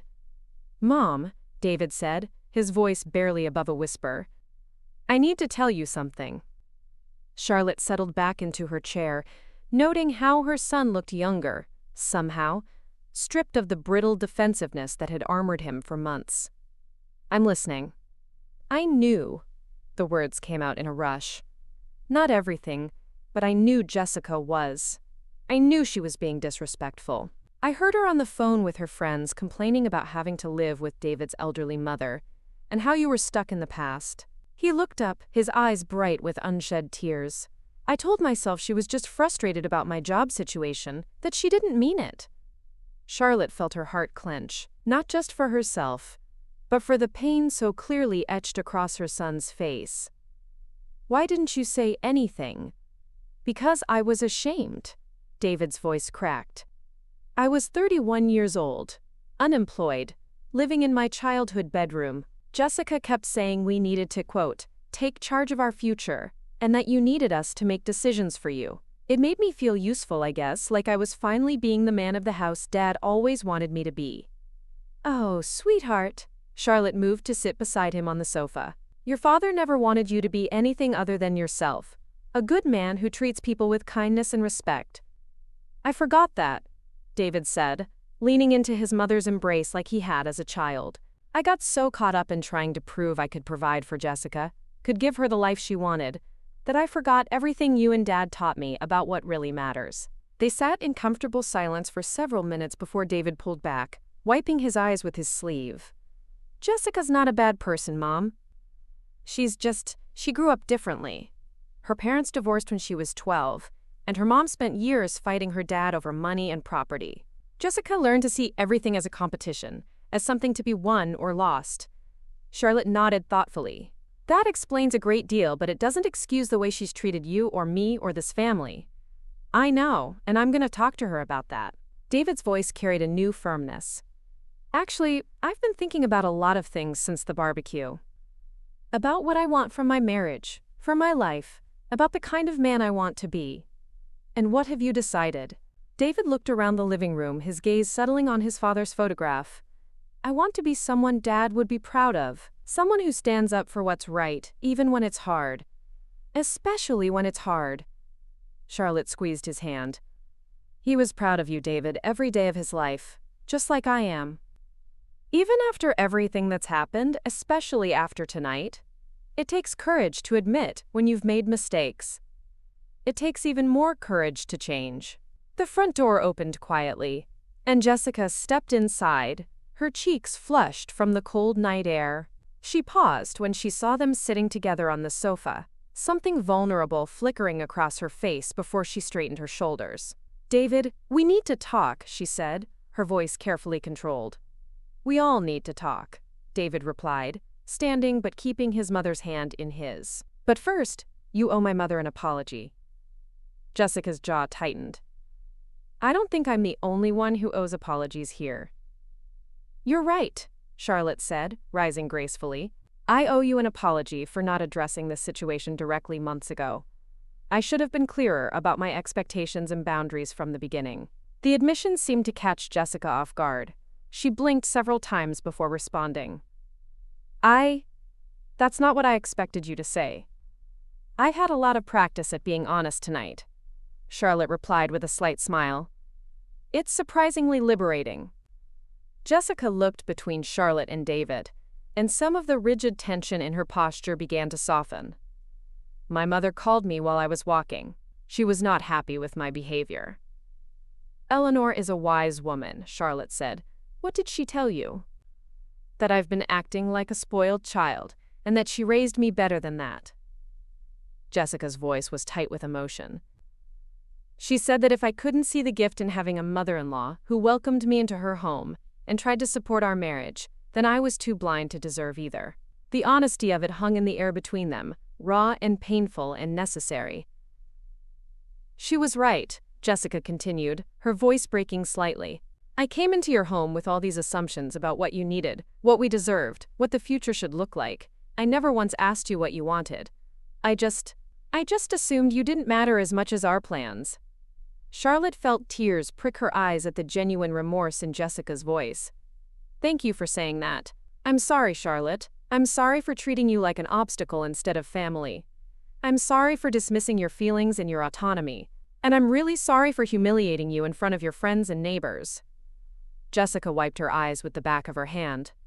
I don't expect you to forgive me right away. I know I have a lot of work to do to earn that. David stepped forward and gently took his wife's hands. We both do. I should have protected you, Mom. And I should have supported you, Jess, without letting either of you tear each other apart. I failed both of you. Marriage is hard, Charlotte said softly.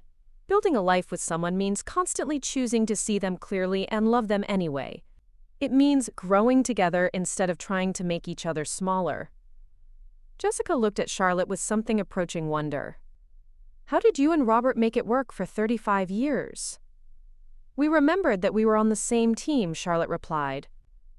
Even when we disagreed, even when we hurt each other's feelings, we never forgot that we were building something together. and we never stopped talking to each other. Really talking, even when the conversations were difficult. I want that, Jessica said, her voice small. I want us to be a real family, all of us. Then that's what we'll work toward, Charlotte said. But it starts with honesty about what we need, what we can give, and what we're willing to change. David nodded. The rental agreement is fair, Mom. More than fair.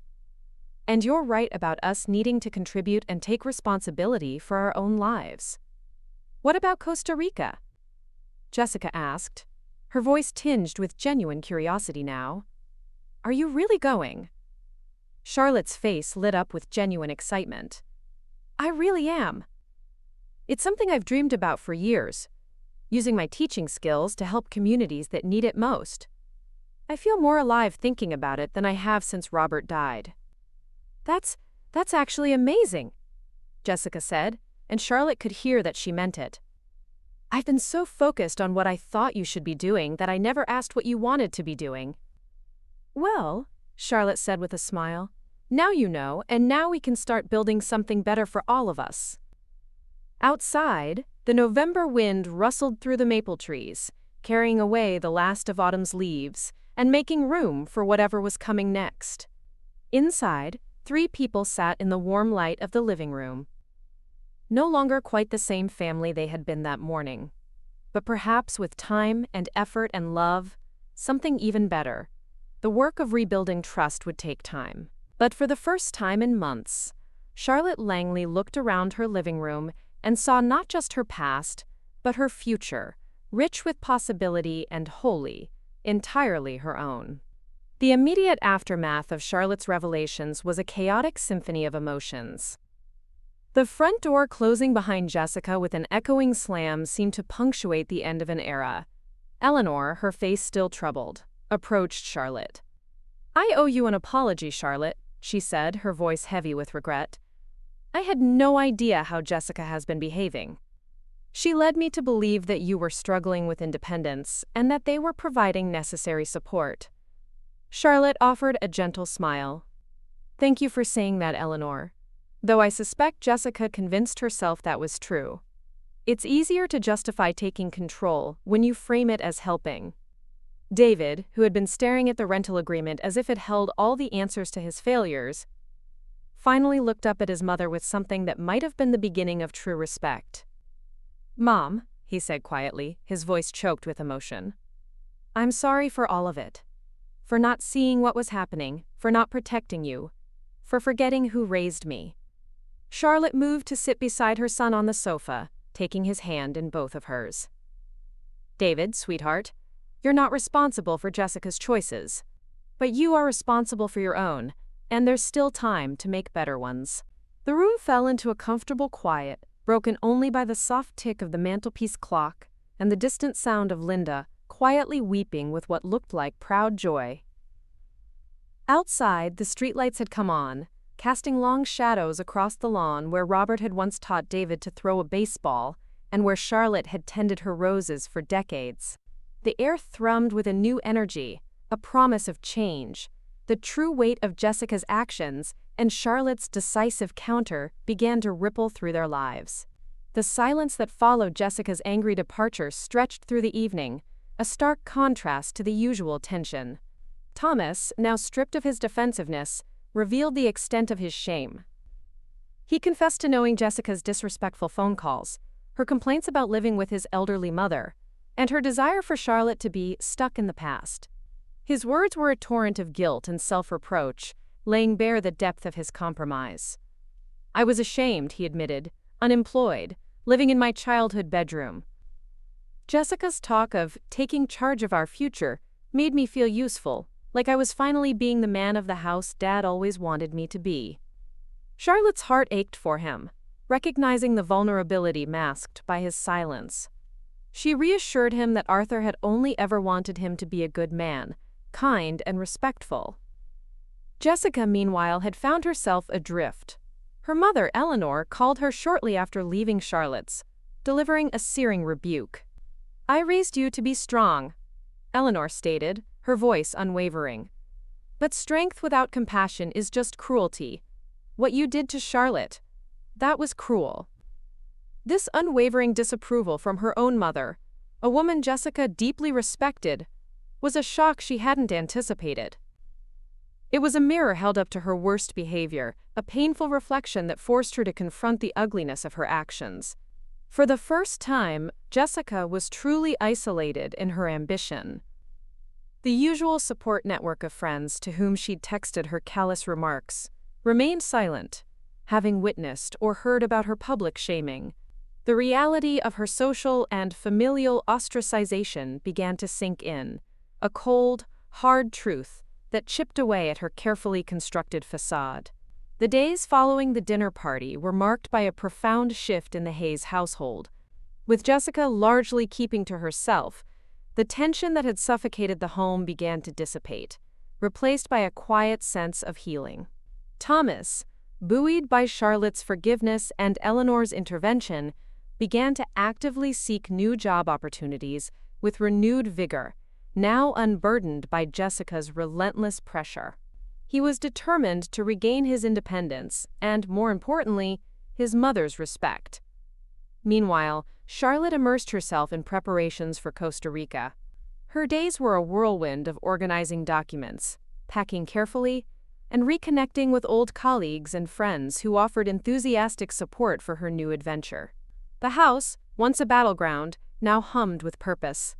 Thomas, as part of their new agreement, took on more responsibility, helping Charlotte with repairs and maintenance, genuinely contributing to the upkeep of the home he once felt trapped by.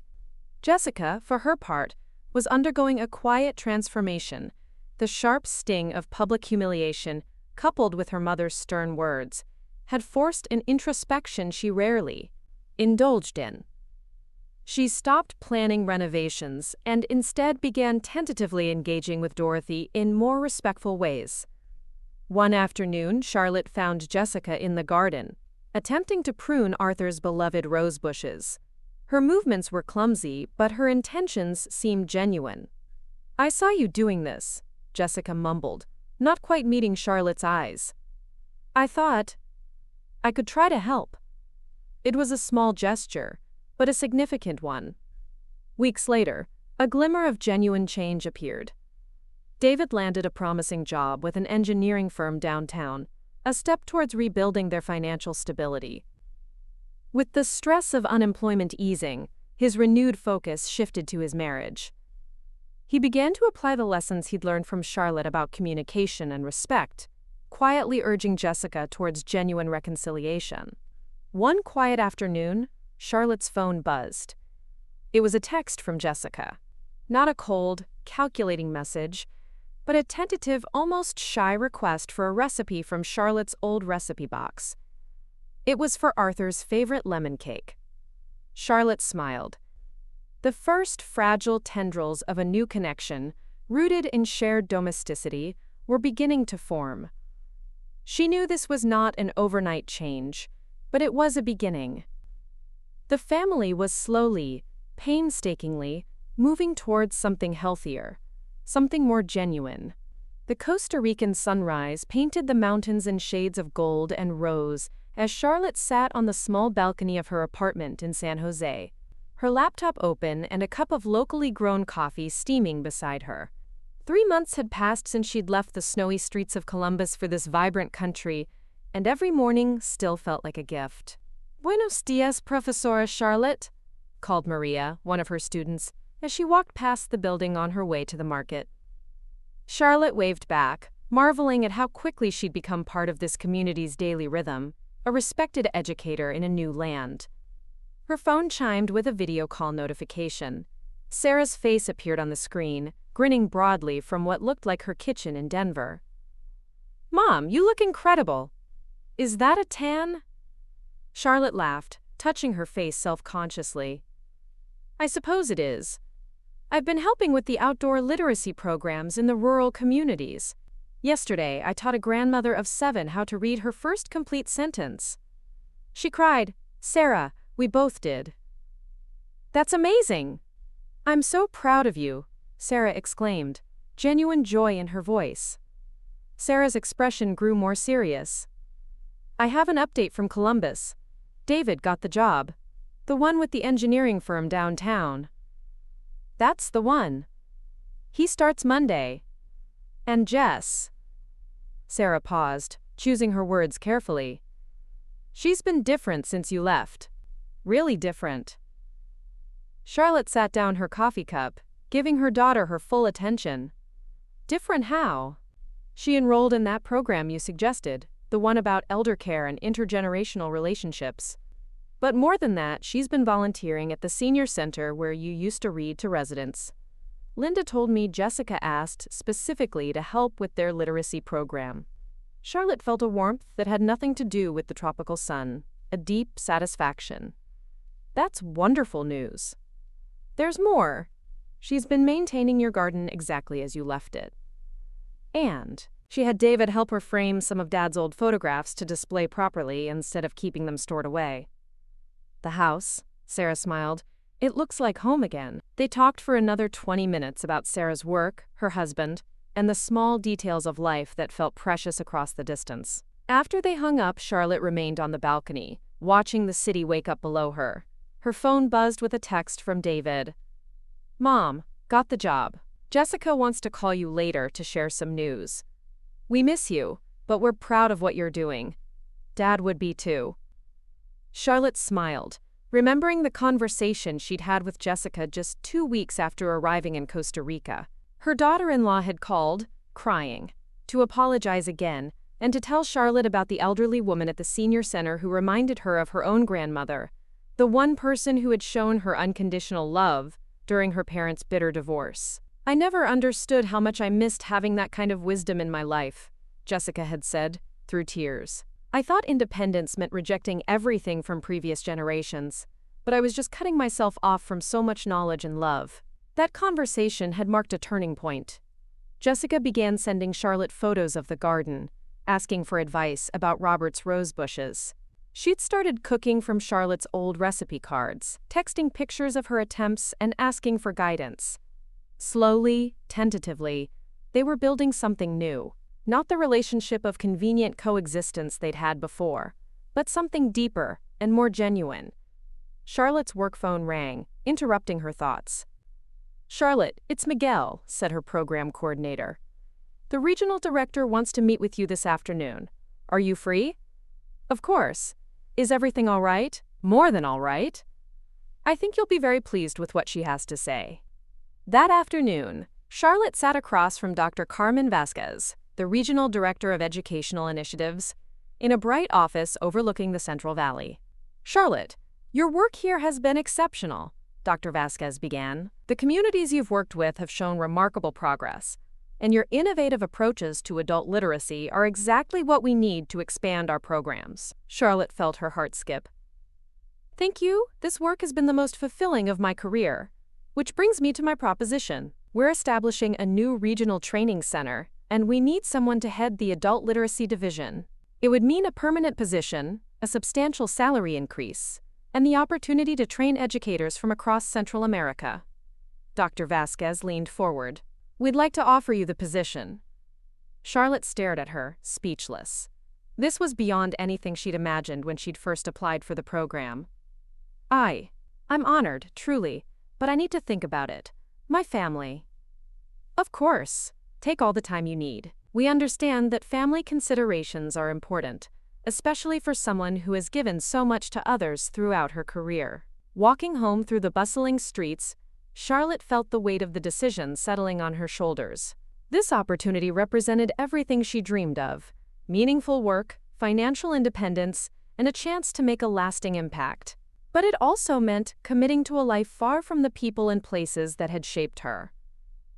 That evening, she called Henry. Charlotte, how's paradise treating you? It's treating me very well. Almost too well, actually.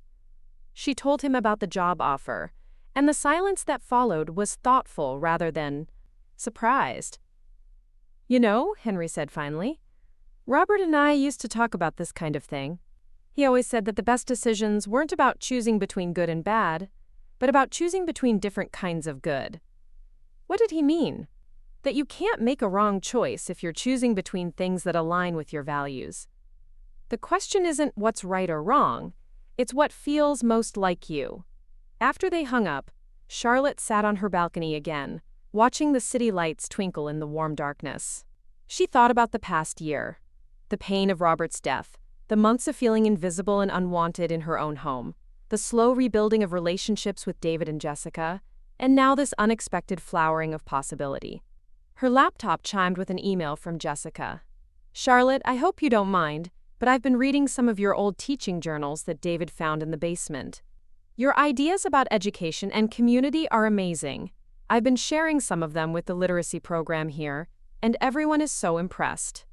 I know I have no right to ask, but would you consider doing a video call with our volunteer group? They'd love to hear from you." Charlotte smiled, typing back, "I'd be honored to talk with your group. How about next Tuesday?" As she prepared for bed, Charlotte realized that Henry was right. This wasn't about choosing between good and bad options. It was about choosing between different expressions of the same fundamental truth about who she was.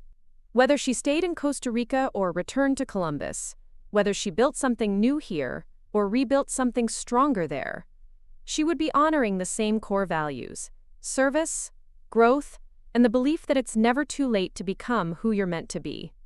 The next morning, Charlotte woke early and walked to the small church where she'd been volunteering with their literacy program. As she watched her students, ranging in age from 16 to 75, work through their reading exercises, she felt the familiar surge of joy that came from witnessing someone discover their own capability. This was her purpose, her passion, a fulfillment she had missed for too long. After class, she pulled out her phone and typed a message to her family group chat. "I have some exciting news to share. Are you all free for a video call this weekend?" The responses came quickly. Sarah with several excited emojis, David with "can't wait to hear," and Jessica with a message that brought a genuine warmth to Charlotte's heart. "Whatever it is, we're proud of you." It was a simple phrase, devoid of the past's condescension, and it spoke volumes of the shift that had occurred. Charlotte smiled, sliding her phone back into her pocket. She knew what she wanted to do. More importantly, she knew who she was.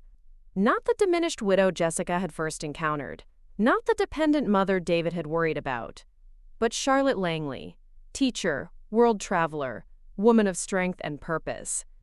Her place, she had finally learned, was anywhere she chose to plant her roots and grow. The grandma's finally dying text, intended as a declaration of her impending demise, had instead become the catalyst for her rebirth. It had forced her to reclaim her narrative, to assert her vitality, and to show that a woman of her age was not fading, but flourishing. Her life was an unwritten legacy, and she was the author, penning each vibrant chapter on her own terms. Up next, you've got 2 more standout stories right on your screen. If this one hit the mark, you won't want to pass these up. Just click and check them out. And don't forget to subscribe and turn on the notification bell so you don't miss any upload from us.